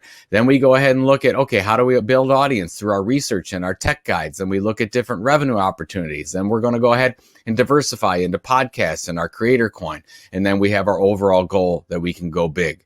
So this is visually how you set this thing up. It's not rocket science, but it absolutely can happen. And I guess my recommendation with you and your partners, what I would do is either do it or don't do it. If you're going to do it, it takes time. We talked about this. It's at least 9 to 12 months just to get going. You can really build an amazing content asset, but there's no dabbling in content marketing. If you're just going to dabble and test it out and put a little bit of resources to it, there's too many people doing this. It'll be too difficult to cut through all the clutter. So before we go, get very specific with your audience when you're working with your partners. Think about how you can truly be different. What is your content tilt? Then you create that content mission statement. Really, really important. And then what I would do is work with your partners and think about the things that you can actually get rid of so you can focus on being great at other things. So thank you so much. There's my email, Joe Pulizzi again. So my book, following the 7-step process you just went through, Content Inc. is available now. You can go to content-inc.com and get it, or you can go to The Tilt, which is a 2-time-a-week e-newsletter specifically for content creators at thetilt.com. Thank you so much for having me. I really appreciate your time. We have some questions for you before we let you go. Excellent. And the first one is that we we get asked a lot. And I know that a lot of people are struggling with that. It's just the email newsletter or the email marketing part. You had some example in your presentation, but how do you actually succeed with your like email marketing? What's your greatest advice on that? Well, first of all, you have to be consistent. So you have to figure out some consistency. I would probably do at least every other week at a minimum to do something. And the other thing we're seeing with email, we used to just see, you used to have a link and then an abstract and all the emails. It's like, oh, go to my blog or go to this. What we're seeing in email that's working right now, whether you look at Morning Brew or The Hustle, or we're doing this as well, is you get unique content experiences in the email itself. This is information that you can only get by subscribing to this email. Because why should people subscribe if it's not unique and valuable? So those are the things that I would look at. Like really look at it as not, oh, I want to get all my content out to my customers. Look at it as how can I create an amazing content experience in email, do so regularly over time. And then once you create that, build that base, then you absolutely have to work with your partners and market it, promote it, make sure you get it out there. You have to treat it like a product, because if you just create the content and you're not marketing the content, nobody's, why do it in the first place? Nobody's going to subscribe. That's such a great answer. Yeah, because we see a lot of, you have a lot of content and then you just toggle everything down in a newsletter and then you just send links. Just send links to other links. Awesome. And then we have another question here. How will the way we create content develop over the next 5 years? And what will the audience expect and demand? Well, I think first of all, the audience expects a lot because the audience already gets a lot. I mean, if you look at any streaming platform, you look at the information on YouTube or Twitch or anything that's available, they can get most of their questions answered. So they really need to get something that they're going to fit into their time. They already engage in 5 to 6 to whatever hours of media right now. So how are you going to insert yourself into that day? It's really important. So we've got to differentiate what I love about what's going on right now is anyone can create content. All you need is a smartphone and you can create some amazing high quality content today. That wasn't true 5 to 7 years ago. So that's where the playing field has been leveled quite a bit, because I don't care what budget you have or how many dollars you have, you can create amazing content. You just have to have the patience and grit to do that. Now, if the question is revolving around artificial intelligence and creating content like that, I think we're seeing some of that, but that's just for, things where you can easily plug in information and you can write an algorithm about it. I think human beings, people that tell stories, are going to be really important over a long period of time. But I think before we launch anything, we already have the equipment. We can already create content anywhere. We have to stop and say, should we be creating this content in the first place? And if we're going to spend all the time doing it, what do we have to say that's going to be of any importance to the person we're talking to? Yeah, that's such a great answer. And then the last question we have here is someone is curious to know a little bit about fast content and slow content, that our attention span is very short. So he's asking if we will move towards more fast content where you read something fast rather than dive into an ebook. Do you have any ideas on that? I absolutely do. people call like fast content would be snackable content. So we're looking at short videos and things, and they absolutely have their place in TikTok and Instagram Reels. I mean, that shows us that there is a market for that. But you got to remember, right now, we're in the glory days of long form content. If you look at all the streaming platforms and Netflix and Disney Plus, people are spending hours at a time. And then these are series. So the series that Disney's coming out with and Netflix, they're spending hours and hours and weeks with this content. So the point is, if the content is really valuable and really informative or really educational or really entertaining, they will absolutely spend time with it. So if you're, and then look at email. Emails are longer. They're becoming 1,000, 1,500 words, 2,000 words. Blog posts are becoming 2,500 words, 3,000 words. We're getting to that longer form cycle. I haven't seen anything like it since print magazines were in their heyday 30 years ago. So I think that, yes, you can make a decision and go with snackable content. But if you're looking at media behavior, it's actually leaning toward longer. Look at the best YouTubers on the planet. You know what their average time is? About 12 to 15 minutes is their sweet spot for a YouTube video. We think it's 2 minutes. It's not. It's longer form content. So I think the opportunities for building an audience, a loyal audience, is in longer form content and done consistently over time. That's awesome. Totally agree, Joe. I know you're a busy guy, so we will let you go. But thank you so much for your presentation. Really appreciate it. Great. Thanks to Joe, who couldn't be here live today. And let's see here. Now we're back with our live presentations.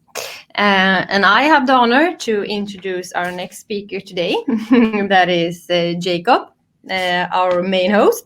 Jakob is the founder and CEO at Brightvision and an expert in marketing for tech companies. And today, Jakob, you will share 5 learnings based on insights from 500 partner campaigns. So welcome to the main stage. Well, thank you so much, Cecilia. Good to be back, and hopefully I hope everybody enjoyed Joe's presentation there. And I will talk a little bit about learnings. We are, as we said in the beginning of this session, a marketing agency specialized in B2B and technology companies. That means that we work a lot with partners, and that's why we host this part of. And what I mean and defines as a partner is, of course, a value-added reseller who offers services and consulting or knowledge or, some kind of package around technology or software or solutions. So just to be clear what we mean with that when starting out this session. And for you who are a partner marketing manager or a partner, what happens at the beginning of each quarter? Well, typically, new marketing development funds open up. Some companies have it on half year, a few on a yearly basis, but most companies that work with marketing development funds, or MDFs, as I refer to it going forward, is on a quarterly basis. And I will a little bit talk about the concept of how to work with MDF funds together with partners and what to think about and a few ideas around this, because it is a challenge for a vendor to make those money count and to make them produce real results, drive revenue, drive leads, and create a great ROI, both for you and for the partner. So let's start out.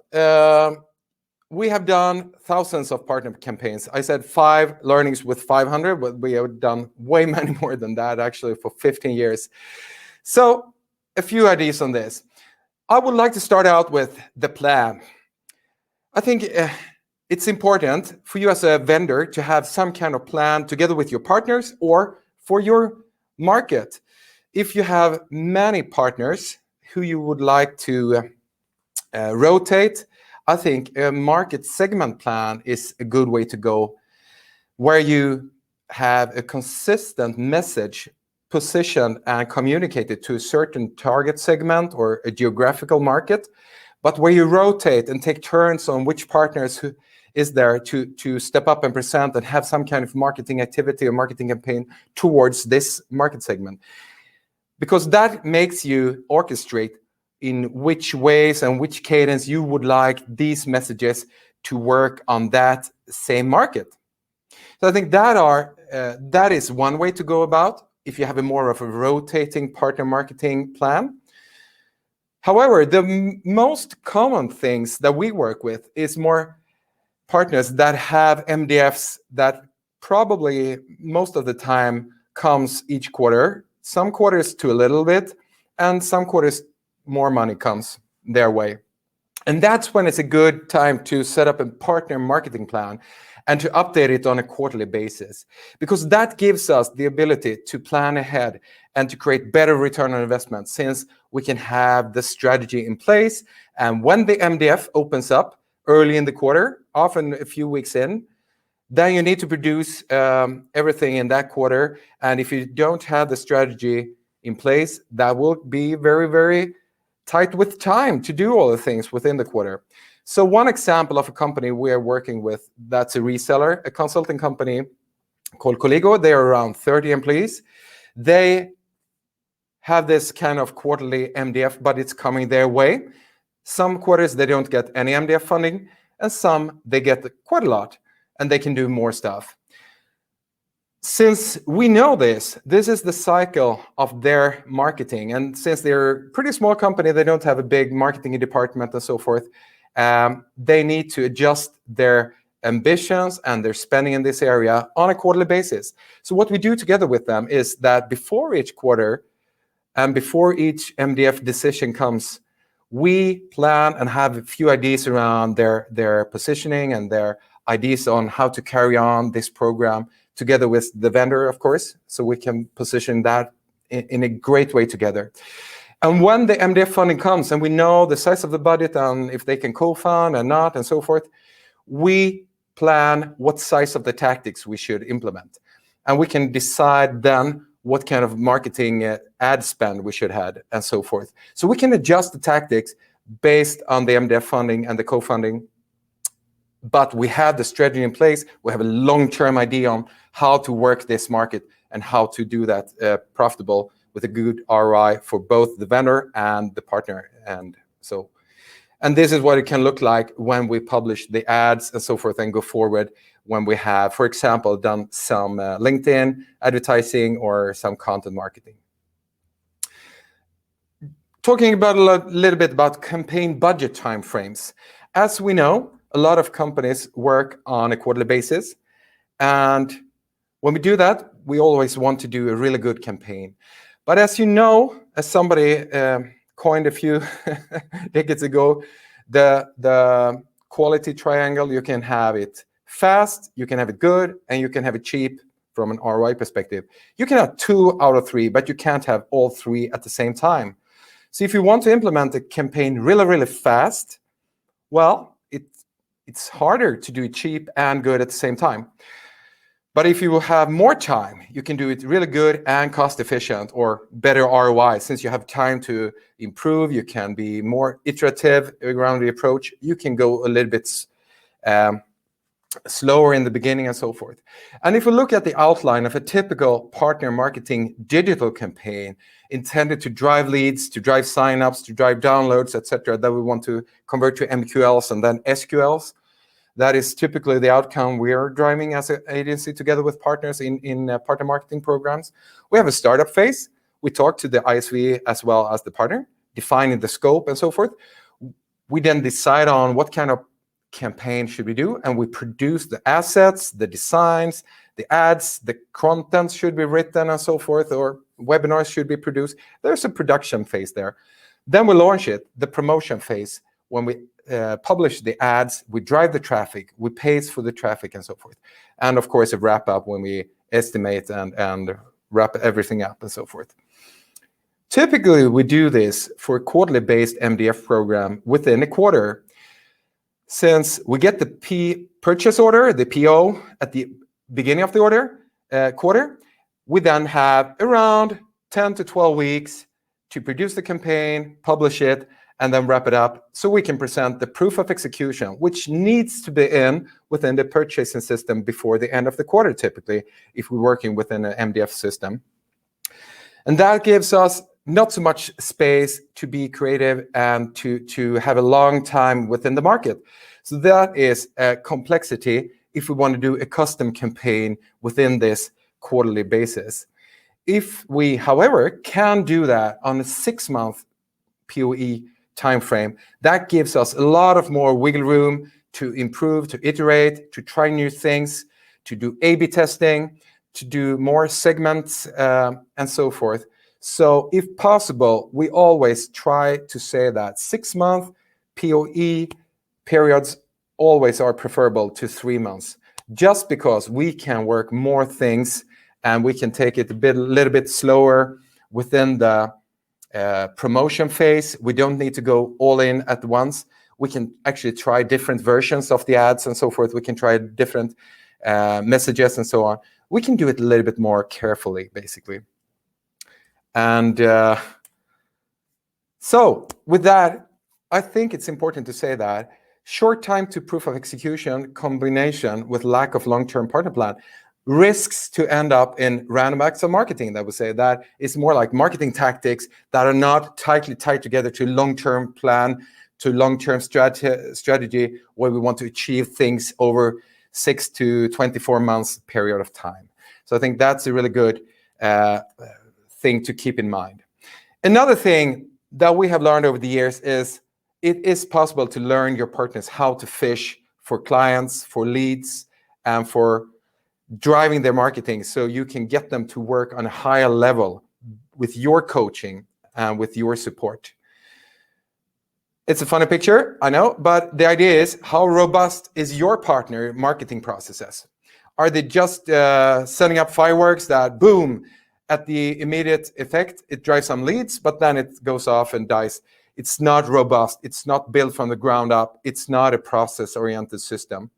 Or are they actually the brick and mortar guy who builds a really good, solid system that drives leads, and you can come in there and support them with MDFs and campaigns and so forth, but they are actually working this over time pretty good themselves, and they will be better off for each time you've been there and done MDF campaigns together with them.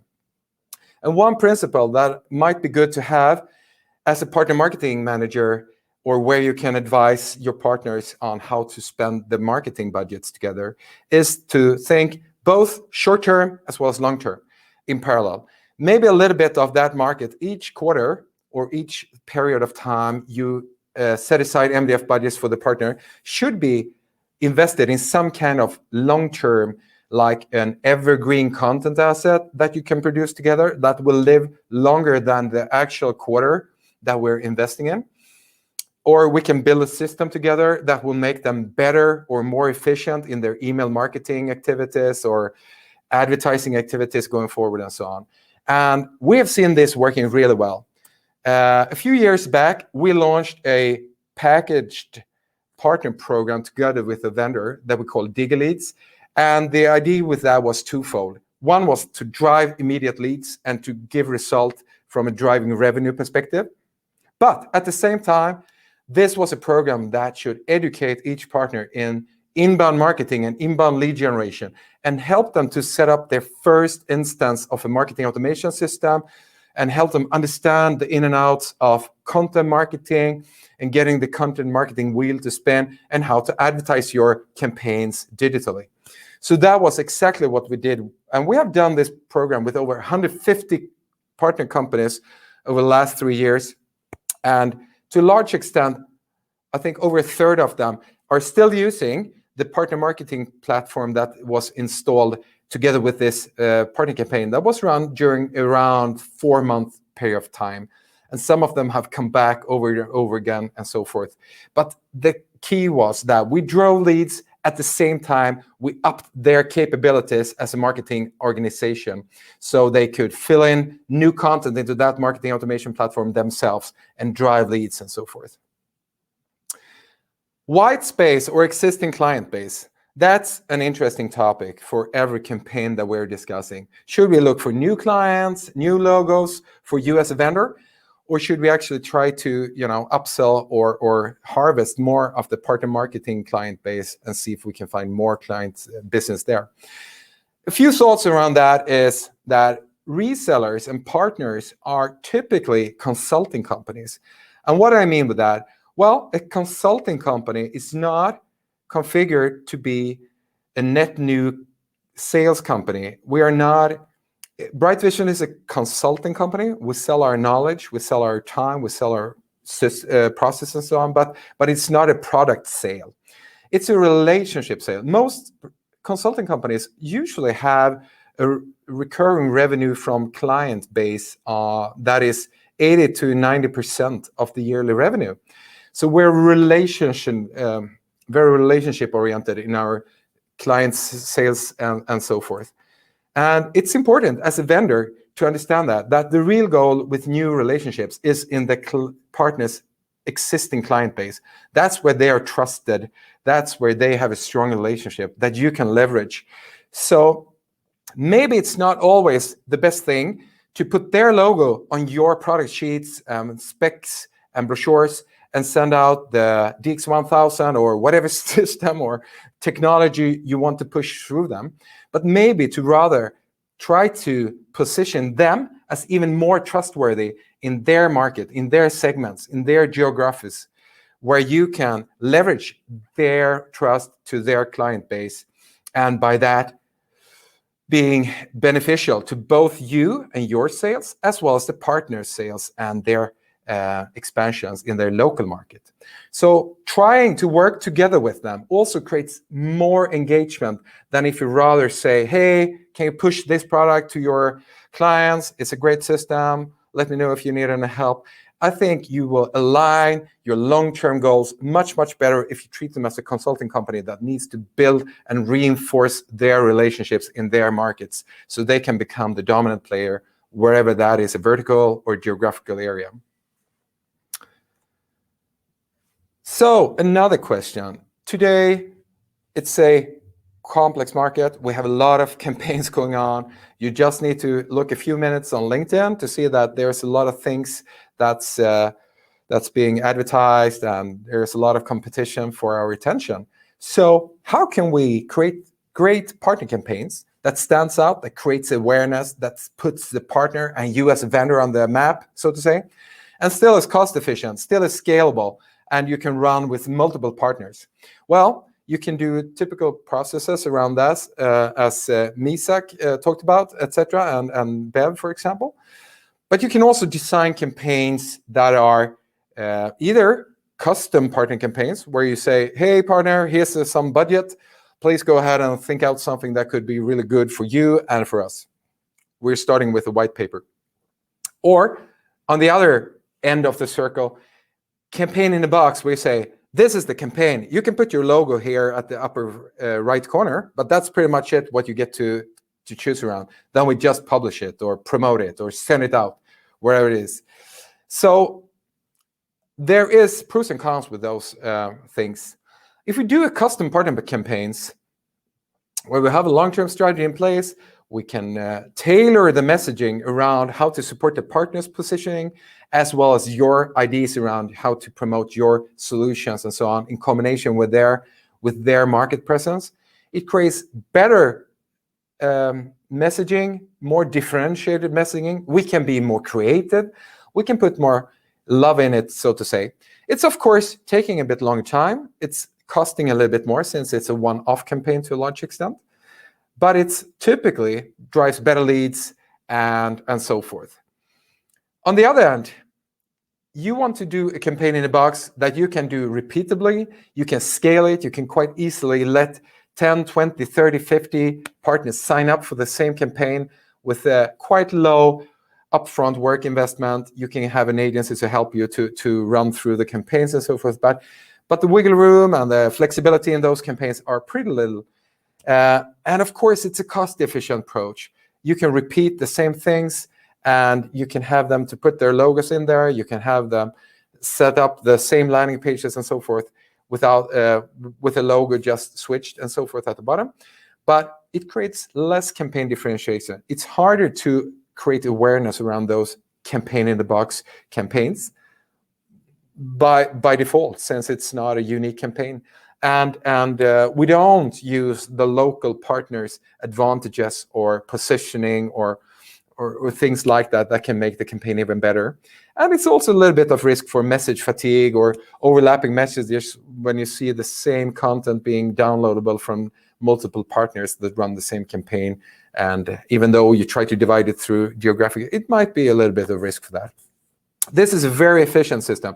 And especially in the SMB space, we typically see it the most of times. But it has its pros and cons as well. The question is there a third way? Yes, we think so. One thing that we work with quite a few companies around today is to find the mix between those kind of two extremes, if you would like to. Maybe we could find a middle way where we mix them and try to get the best out of the partner's positioning together with the best out of your content, your ability to build campaigns and have the resources to invest into research and so forth. And I think the best way to describe this is to say that is to mention HubSpot that has a really good setup of this and have had for over 10 years. HubSpot is a marketing automation company originally, and they started doing the inbound marketing report in 2008, 2009. The State of Inbound Marketing, it was called. And over the years, they became bigger. So now it's called the State of Marketing, and now it's called Not Another State of Marketing Report. But the idea is that they have done a lot of research around trends, expert interviews. They have created a lot of infographics, slide decks, and things that they let their partners get access to 6 weeks before they go public with a big campaign. So you as a partner can invite your clients to webinars or to sit-downs or to virtual town halls or whatever you like to call it. You can use that content assets and you can mix them with your own thoughts, and you can refer to it, or you can more or less copy it and say, hey, this is a new report, and you can blog around it.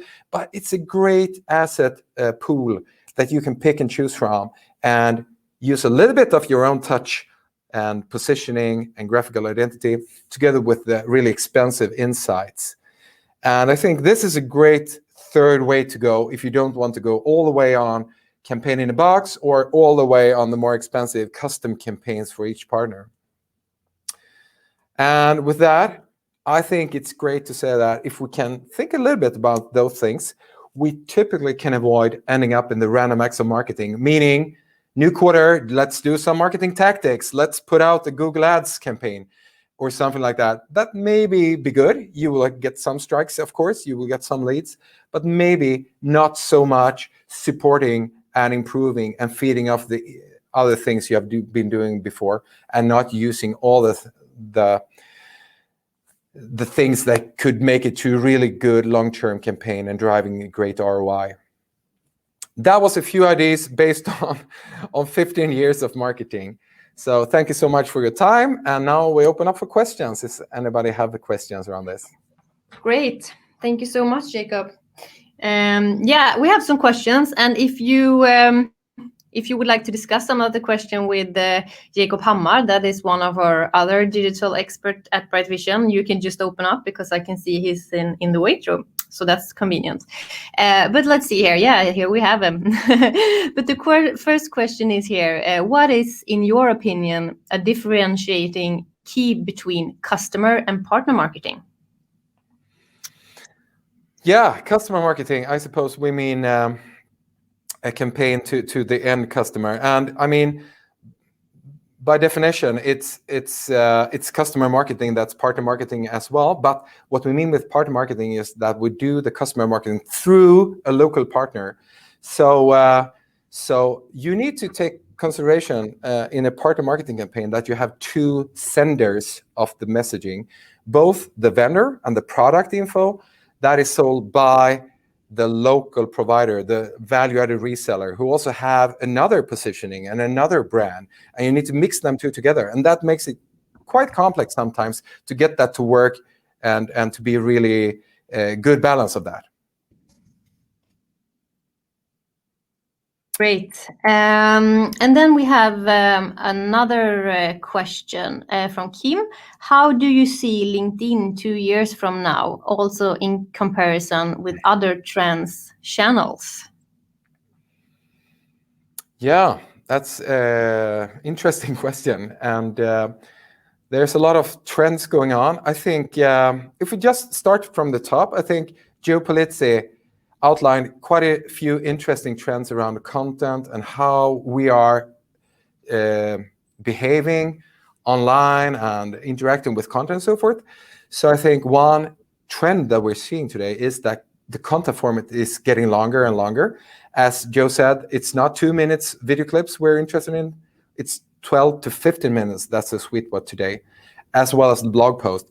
I think a long-term trend that we see there that Joe put out really well is that if you want to gain your targets markets awareness and attention going forward, you need to become a little bit more like a media company. You cannot only be good at promoting your products.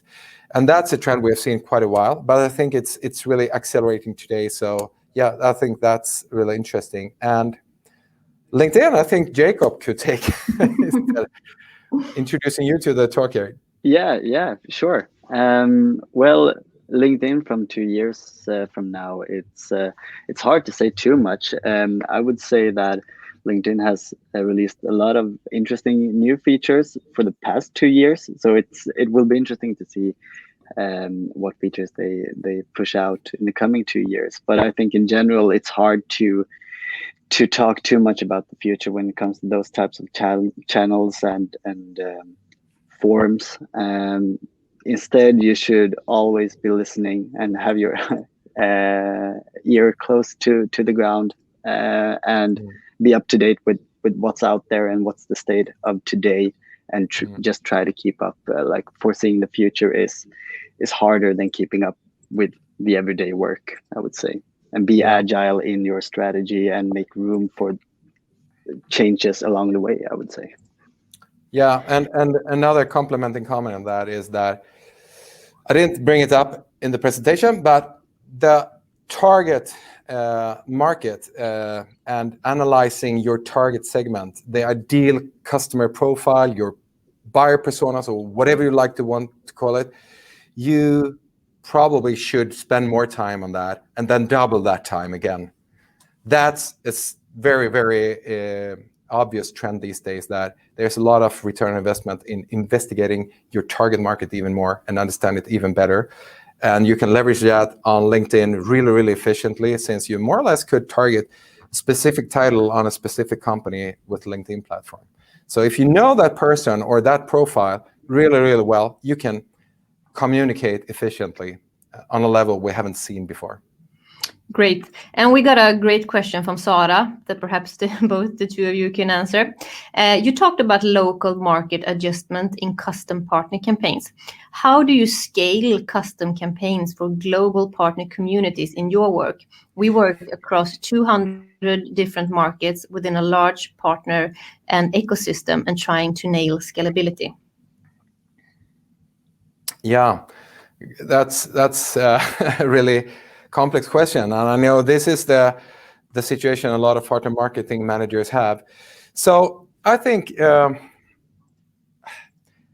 it comes down to how many things should you have possibility to adapt to the local market and still have an efficient campaign. So that is adaptable and possible to drive efficiently in different regions and different industries. So I think sometimes it might be better to focus on a few things and do some kind of campaigns better than just doing a little bit of everything everywhere. So I think somewhere you need to analyze and see where is our sweet spot from how many campaigns and how many partners should we do partner campaigns with that we fund with MDF funds. And based on that, it might sometimes be better to back some of the winners, so to say, of your partners, the best resellers, the ones who produce the most sales and so forth. Maybe it's sometimes better to promote them with bigger MDF budgets than spreading you too thin, where you get so little in the MDF that it's hard to do anything at all, basically, or that is creative or so. So it is a very complex question, but I would propose the middle way there. If you have a lot of companies to work process-oriented, but let the partner engage with your content and set up their own approach, their own take on your things that hopefully are so good that your content will create a better positioning for them in their local market. A little bit of the ideas with the HubSpot marketing state of marketing report there. Jakob, do you have any comment to fill in there? No, I think you were completely right. Like, you need to be smart in how you set up the campaigns, and you can be creative there. Like, try to identify where there's room for adapting to the different markets. How can you make the most out of one single, if it's a content creation thing? How much do you need to adapt to the local markets, and what can you do? And it's also about like segmenting perhaps Northern European campaigns or North America campaigns, like try to cluster as much as possible. So it's a trade-off and a balance walk, but it's a tough one. Yeah. Great, but it's a great question, and yeah, I think that was the question, and we need to move forward in the schedule. And Jakob Löwenbrand, perhaps you can introduce our next speaker that we already have here. Yes, it's so great to have my colleague, who also name is Jakob, to present the next session here, which is a very interesting case study that will tell us a little bit about this. Jakob is leading one of the teams in the digital side here and has a lot of strategic insights from many different campaigns. So I'm really looking forward to this, Jakob. So the stage is yours. Yes, and thank you so much.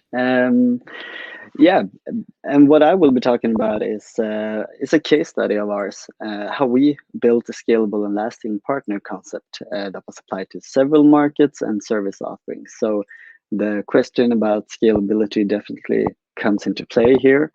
And yeah, as you mentioned, Jakob, my name is also Jakob, and I work as a team leader here at Brightvision, and has several years of experience in different types of partner marketing setups and for different vendors. But with that said, let's dive into the case study. So to begin with, the client of ours was Crayon, and that's an IT consultancy house headquartered in Oslo, Norway, and it's they are a partner to several different vendors. The big cloud vendors, AWS and Microsoft, are two of them, but they're also an Adobe premium reseller. So they get the MDF funding from Adobe in order to promote their services around the Adobe products, both in terms of managed services as well as selling licenses directly through Crayon.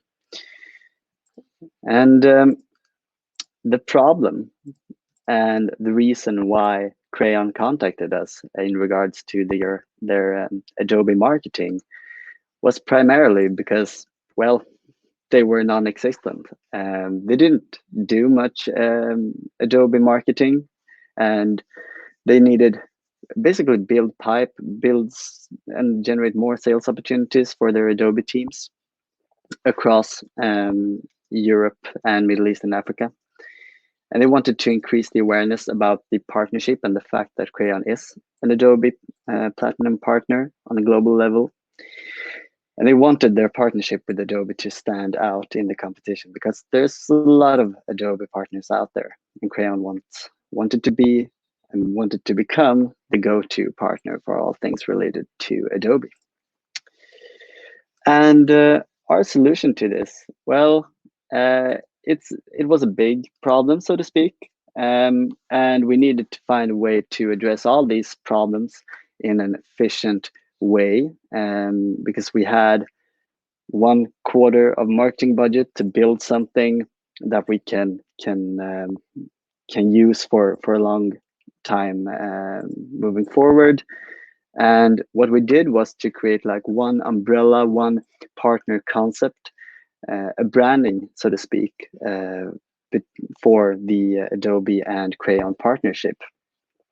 And the strategy behind it was that in order to work long term with their Adobe marketing, they needed some kind of a platform, some kind of expression, some kind of hub where you can launch these campaigns and activities. So we created or developed a clear branding for the Adobe Crayon partnership, and we created a platform with room for all Adobe services. Adobe services spans like Adobe for Education, Creative Cloud, Acrobat DC, and so on, and more to come continuously. So it needed to be scalable in terms of what services and what Adobe products to push and promote through this platform, but it also needed to be scalable in terms of what countries we could execute campaigns and activities in. And what we did was that we built the campaign or marketing platform for 4 countries with the ability to scale to do all across EMEA. And this was a long-term solution to the problem, and we launched it with a campaign. So what we did when, or what deliverables were a part of this solution to the problem was that we built a microsite promoting the Adobe and Crayon partnership. We connected it to a marketing automation system called SharpSpring, and we set up automated email nurture workflows, set up lead scoring, set up forms, everything, so we could have one place, this microsite, where we can capture all leads and execute all Adobe marketing activities for Crayon. And we also added telemarketing as an initial activity to reach out to both existing clients as well as new prospects. And as part of the first campaign where we launched this platform was that we held a webinar about Adobe Sign, which is one of the products that Adobe offers. And we launched a campaign in paid social channels like LinkedIn and Facebook. And this is what it looked like. So a very clear branding for the different products. This is Creative Cloud, Adobe Acrobat, obviously, Adobe Sign, obviously, and education. So spanning Adobe products with a clear branding and clear value proposition that goes that was coherent across the different products. And this is how the visual expression came to life in LinkedIn ads, I believe this is. And the collaboration between Brightvision, of course, and Crayon and Adobe. This is a good collaboration. Crayon is a great client of ours that we worked with for a long time now. And I was the project manager for this project, and I have one main point of contact in the alliance director at Crayon, Crayon Group. And together we create quarterly marketing plans for Adobe now. So each quarter we submit a marketing plan with activities that we want to do, discuss it in the joint meetings with Adobe to get the buy-in to make sure that they understand what we are trying to do together and how it benefits both Crayon and Adobe. And at the end of each quarter, as I'm sure a lot of you are aware of, we need to go through the claiming process, show that we have done what we promised and set out to do. So we help Crayon with everything needed in order to go through that process as smoothly as possible. And I was working with the EMEA Alliance Director, but since the campaign was executed in 4 different countries, I also have weekly meetings with those local marketing managers so they understand what's going on and what we're launching and why we are working the way we do. And of course, also get the sales organization to follow up on leads that are coming in and so on. And today then, after this initial creation of the marketing, or how do you call it, partner concept platform that we launched, I think it was 1.5 years ago now, and we've been working continuously each quarter since then. So the status today is that we've produced over 10 campaigns, both lead gen and awareness. We've produced and executed those in the Adobe by Crayon concept that we branded this concept. And the campaigns serve different purposes. We have the telemarketing campaigns for getting new clients. We are targeting existing contacts and clients. We're also generating awareness through digital promotion, as well as generating a lot of marketing qualified leads through everything from content download to any type of form fill online. And the Brightvision Crayon collaboration now goes beyond Adobe marketing. Since we did a good job with the Adobe things, we also get to do other stuff with Crayon. So we're working very closely together on the European level, and help them out in many ways. And I think that was pretty much it. Great. Thank you so much, Jakob. It was very good. Yeah, I can see that we're running out of a little bit of time here, but we have at least we have time to answer one question. So we have one question from Anne. Did you localize initiatives in this concept? I mean, across EMEA, there are several languages and local flavors of audience in general. Yes. The short answer is yes. The longer answer is yes, and we localized in different ways, both in terms of languages. We translated everything so it was in the local language. And we also set up, of course,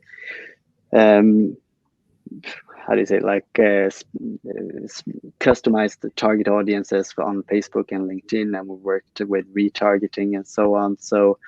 And we have experience of Brightvision covers a lot of European countries, so we have that local knowledge, local market knowledge. But we also took help, and that's one thing that was really good, working with the local marketing managers to get their input into the and get their insights into the target audience. But yes, we did localize it. So it was not a central campaign like that. It was created on central level and then promoted and executed localized. Great. And what would you say is the main factor of success in this campaign? Why was it so successful? I would say two things really. The short answer again is like long-term collaboration. But one thing is that Adobe really believed in our strategy and trusts us with their marketing funding, and they believe in what we are trying to do, and they know that okay, this is not random acts of marketing. Instead, it's 1/4 of a longer term marketing strategy, as well as and we get the same trust and the same close collaboration together with Crayon, of course. So I would say that trust and long-term strategy. Great. Thank you so much for your time, Jakob. Very good presentation. Thank you. And if you have any questions about this, just reach out. Great. And then other Jakob, are you ready to present the last speaker of today? Yes, I am. It's so good to present Clarence Lynn, who also is AKA the ROI doctor. And looking really forward to that, since she has a long experience, over 15 years, working with marketing strategy, content marketing analytics, and a lot of things for both small and large companies. And today she's running her own company, helping companies with revenue and create campaigns that will drive their performance. So with that, let's see if we can have Clarence on. I can see that she is in the waiting room. I think you have to connect to the sound and the video, Clarence. We still can't hear or... Can you hear me? No. There we go. Welcome. Yes. Hi, Clarice. Hi, Jacob. Hi, Cecilia. How are you? Oh, we're fine. Thank you so much for joining us here today. We're so stoked to hear about how your experiences are and your ideas around how to help your partners create outstanding video content. Mm-hmm. Yeah, you can just take it away whenever you're ready, Clarice. All right. Okay, cool. I think it's good. Do we have the poll on? No, I can. I think I missed that you. I didn't see that you had a poll, but is it in the slide deck? Then I can upload it while you speak. Oh no, it's not in the slide deck. I think I put it in the email. Did I? Okay, but you start with your presentation, and I see if I can add the poll Okay. when you speak. Is that okay? Yeah, that's fine. Cool. Thank you. Cool. So let's get started. So thank you for attending this session today. So video is a very important media content, especially for all the businesses, and all of us have access, or most of us have access to large bandwidth. So video is becoming a very integral part of any business. I mean, especially if your partners who have growing businesses, to have their presence online. And today I want to cover specifically about creating outstanding video content, because as competition is growing, more and more people are having video content. And I want to go into explaining how you can help your partners create content that not only will get them more clients, more customers, fill up their sales pipeline, and what is the kind of criteria that you should be looking out for, especially if we are looking to help kind of your partners run like YouTube campaigns, growing like a YouTube channel. In terms of the quality of the video, what should you be looking out for? What preparation can you put in place to create those video content? So that's me. I help businesses and e-commerce stores to get on Google and YouTube page 1. And that's me 2 years ago in front of a large audience. So these days I'm kind of based mostly at home in front of the computer, looking very much forward to when things open up. And these are the brands and companies that I've worked with. And I want to go into a couple of key points to cover today. I'm going to cover a bit more about, briefly actually, how people or why people turn to YouTube, because with most people working from home, I mean, it's not open up yet. The entire world is not entirely open up yet. So they are tapping into various resources, and how you can help your partners be on the space, which is like YouTube, which is the number 2 search engine in the world, how you can help them to dominate a platform like this, and how it can help them to dominate Google as well. And I'm going to go briefly as well into how YouTube actually works, understanding a little bit on what are their priorities for them and how you can use that to your advantage. And then going to 7 different vitals on how a successful YouTube channel with video content actually looks like. And then we can cover a couple of questions at the end. So let's go. So why people turn to YouTube? We have to put ourselves in their shoes, understanding the couple of key reasons. This is one of the research piece by YouTube putting out to various companies to help them understand the intention of why people are using YouTube. And as you can see, a couple of key points here is that important part is people would actually go there to explore new brands and partners where you can reach out to them.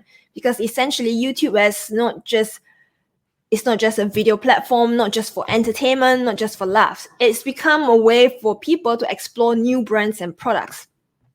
And it also helps customers to be more informed in their decision, to get validation and approval. And if you want your customers to be using your product, how you can actually motivate them, make it easy for them to go from watching to doing. So this will be the 3 main areas that we will be looking at.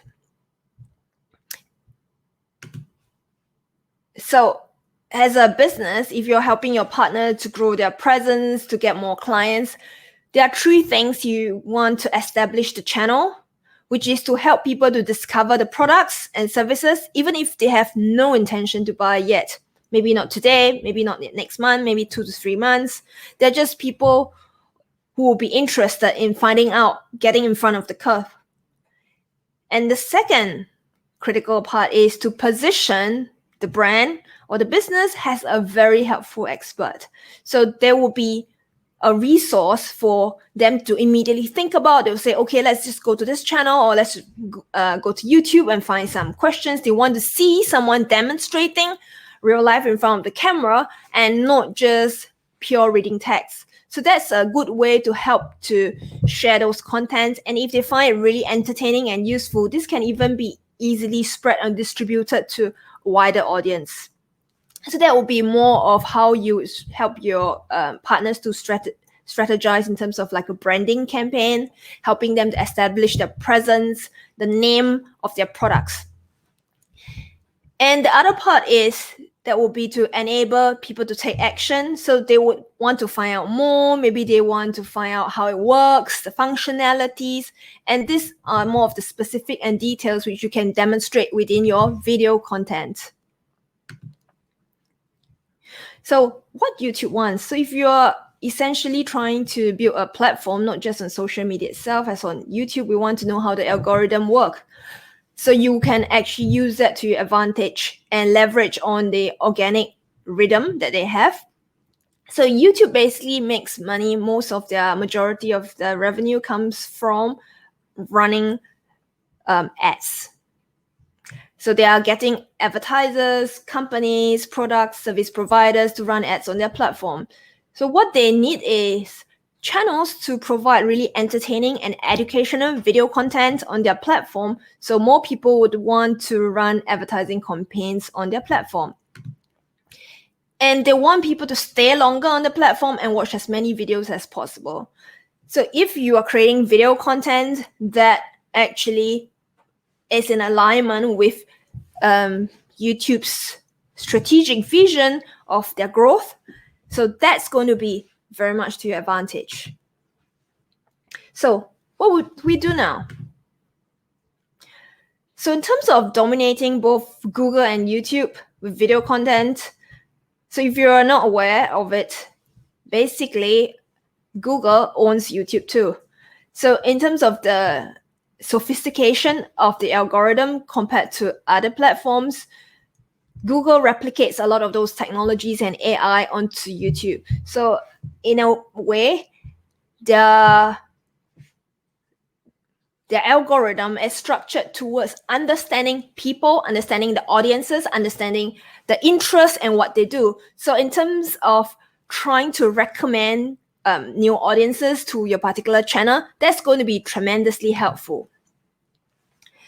So I want to point to a couple of like key resources. So one of the few things is before you create content, you don't want just to create any content unless you already have a huge group of audiences existing. So if you want to grow your sales pipeline, you want to reach to a broader audience, you want to focus on getting or creating videos that are tailored to the most burning questions. So you would start from collating a list of those burning questions, sub-question, follow-up questions.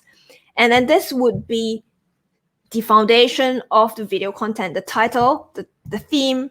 And then you can go on to a couple of tools that I have put out here, which is in terms of Google Keyword Planner, of course, and then getting SEMrush, which shows keywords that your competition is already ranking for. So if your partners have certain established competition, you can help them to identify those keywords that they are already ranking for, and if it's worthwhile for you to create content around that topic.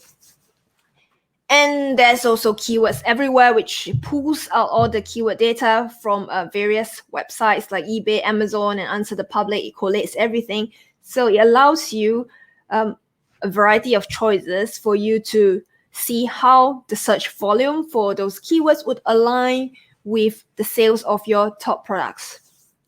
And if you know about MOS, there's also another good keyword tool which helps you to find lateral keywords.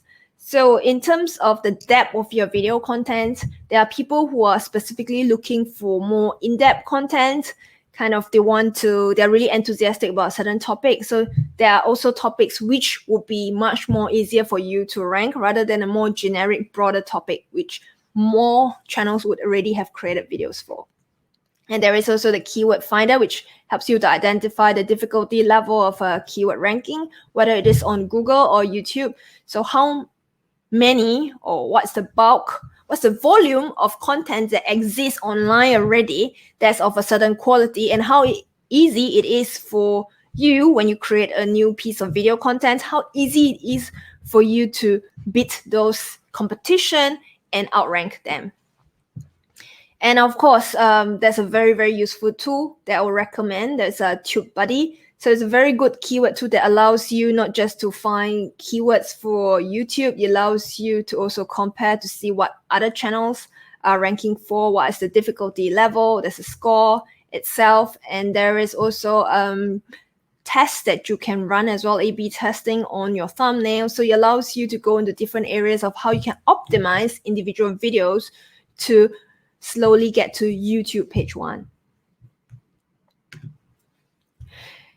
And as it is, one does not simply get to the top of Google. So the first thing first, if you are helping your partners to grow their YouTube channel, to grow their video content, so each video content, each piece of video that you put out plays a role in scaling up the growth of the channel itself.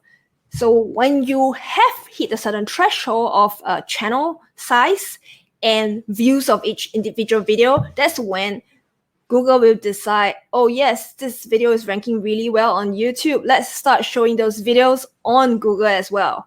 So once you hit that certain threshold, that will be different for different industry and different for different products. So if there's more existing competition out there, then it's more difficult. But if for example, if you have like a YouTube video that is there, and what happens is there are a lot of different articles and materials, but there is no good video out there, then your video, which is really good and outstanding, would easily be able to rank in terms of on the video tab in Google itself.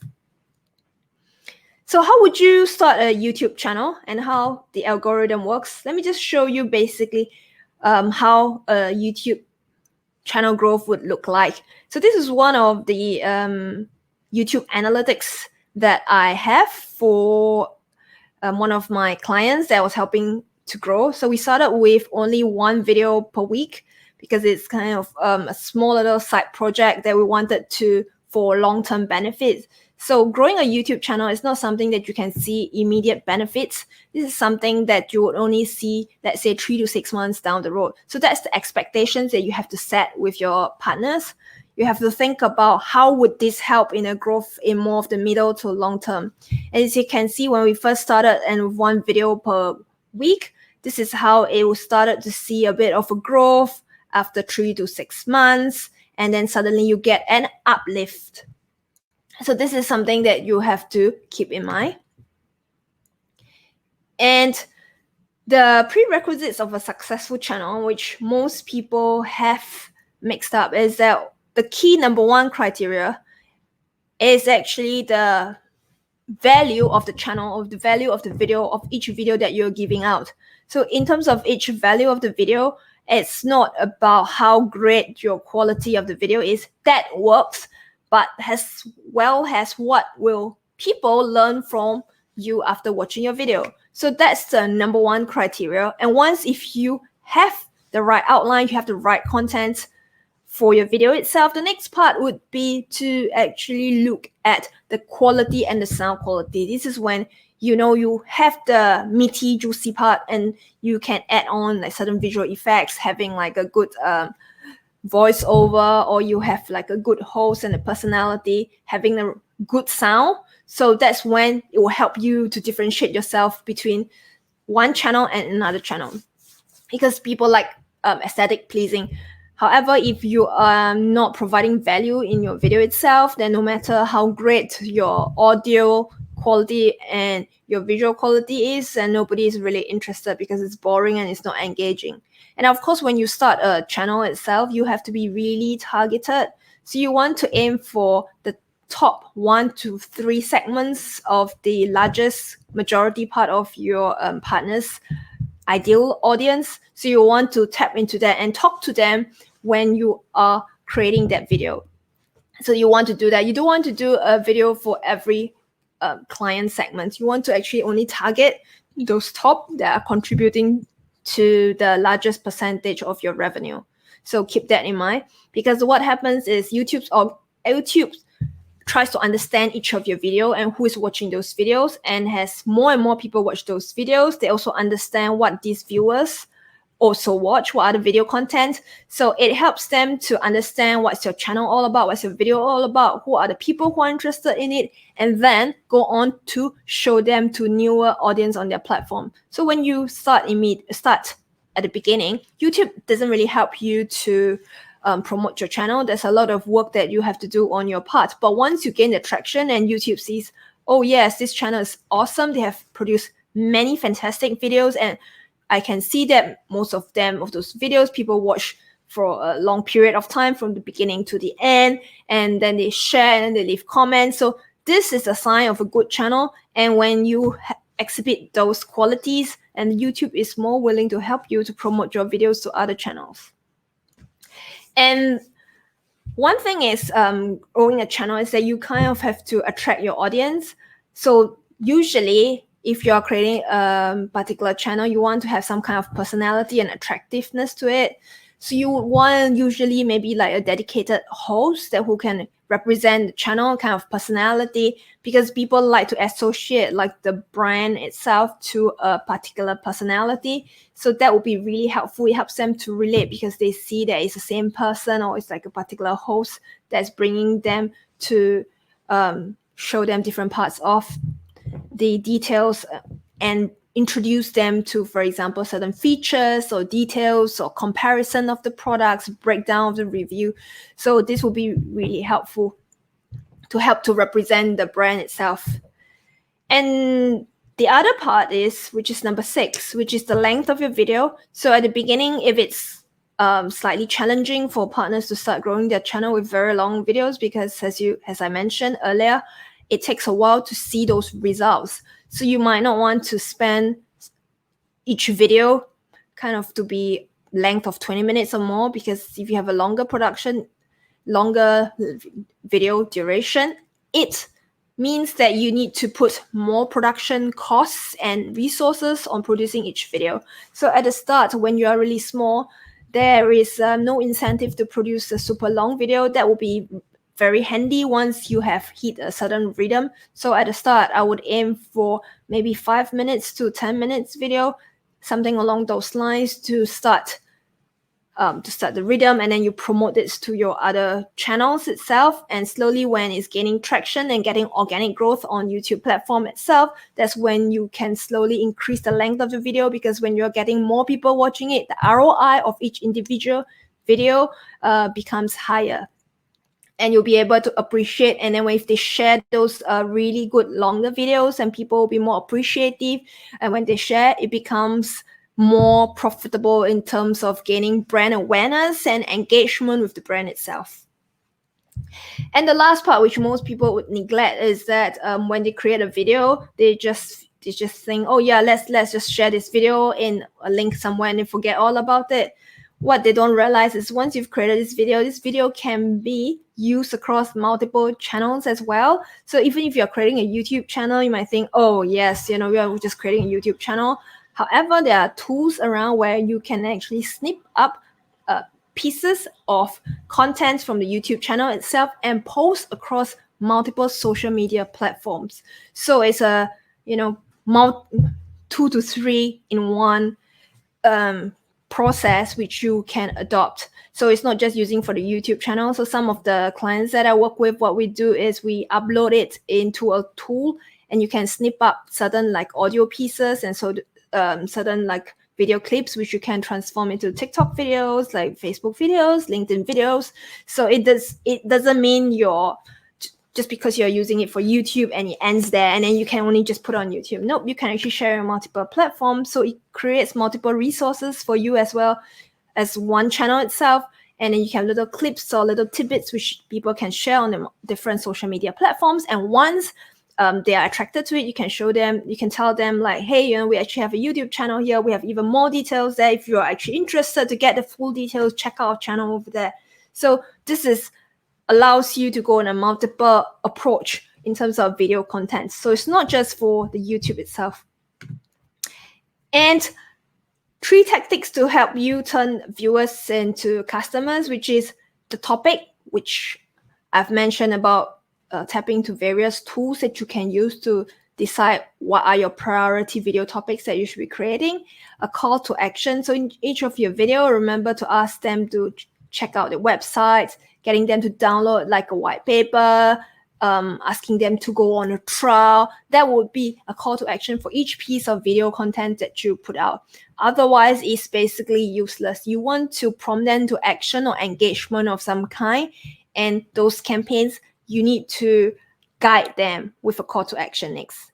And at the same time, there will be certain videos which you will focus on to promote certain products and services. So if you have created different snippets, and then one of the snippets, at least like 20% of your video content should be about promoting certain products and services. So in this case, it really helps your partners to grow their presence with very interactive, very engaging video content. So I think that my time is running a little bit short. So I'll just quickly run through the last 2 parts, which is just want to show you an example of the top traffic sources when you're running like a YouTube channel. You can see at the beginning, when you first started out, the top traffic sources for a particular channel would be YouTube search is like really low, which is at 19.9%, about 1/5. And after that, when the channel is really booming and is really growing, that becomes YouTube search, which is the YouTube search engine for people. It drives about 50% of the traffic. That's when you know that your channel has actually succeeded.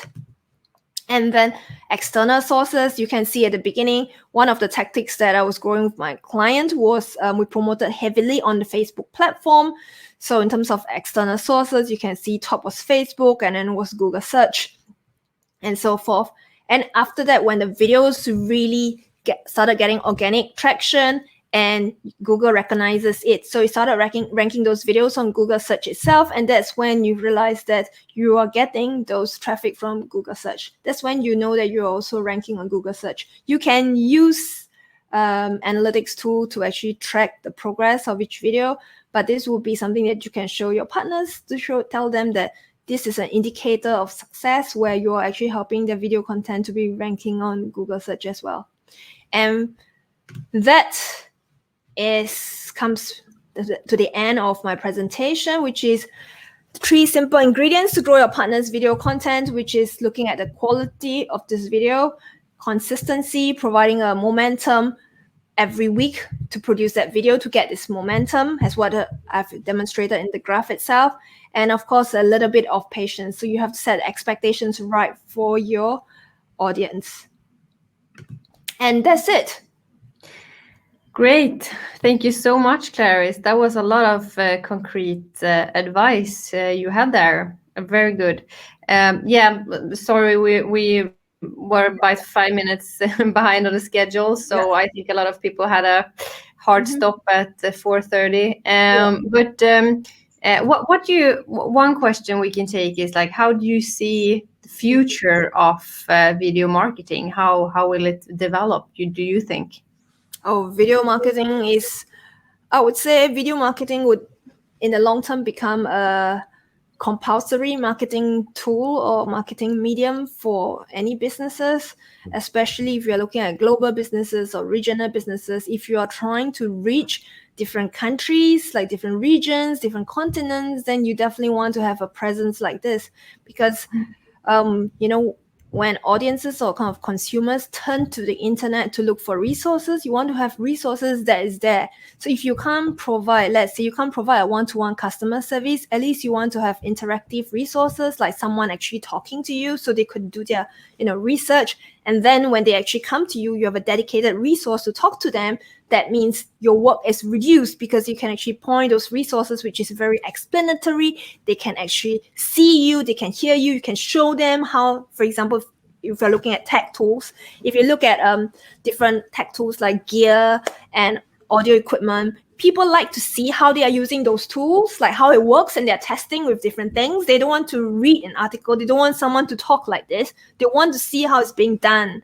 So if you are not actually showing them the thing, they can't really get very excited about it. This is a video medium, is the kind of the medium where people get really excited. And as you can see, for example, like how TikTok has boomed over the last 12 months or so with those short clips and stuff. So you can see that there is this demand or appetite for video content. So if you really want your business to grow, especially if in the IT, in the space, definitely you want to be on video. Nobody wants to read a blog post about how you use certain items. I mean, yes, you can do that, but sometimes it can be slightly complicated and there is more, I would say, it leaves more imagination to the audience. Whereas if you're having a video content, people can see you, people can, they will do it with you. So I feel that there is definitely the space that you want to be in, and definitely highly recommended in the space of kind of IT marketing.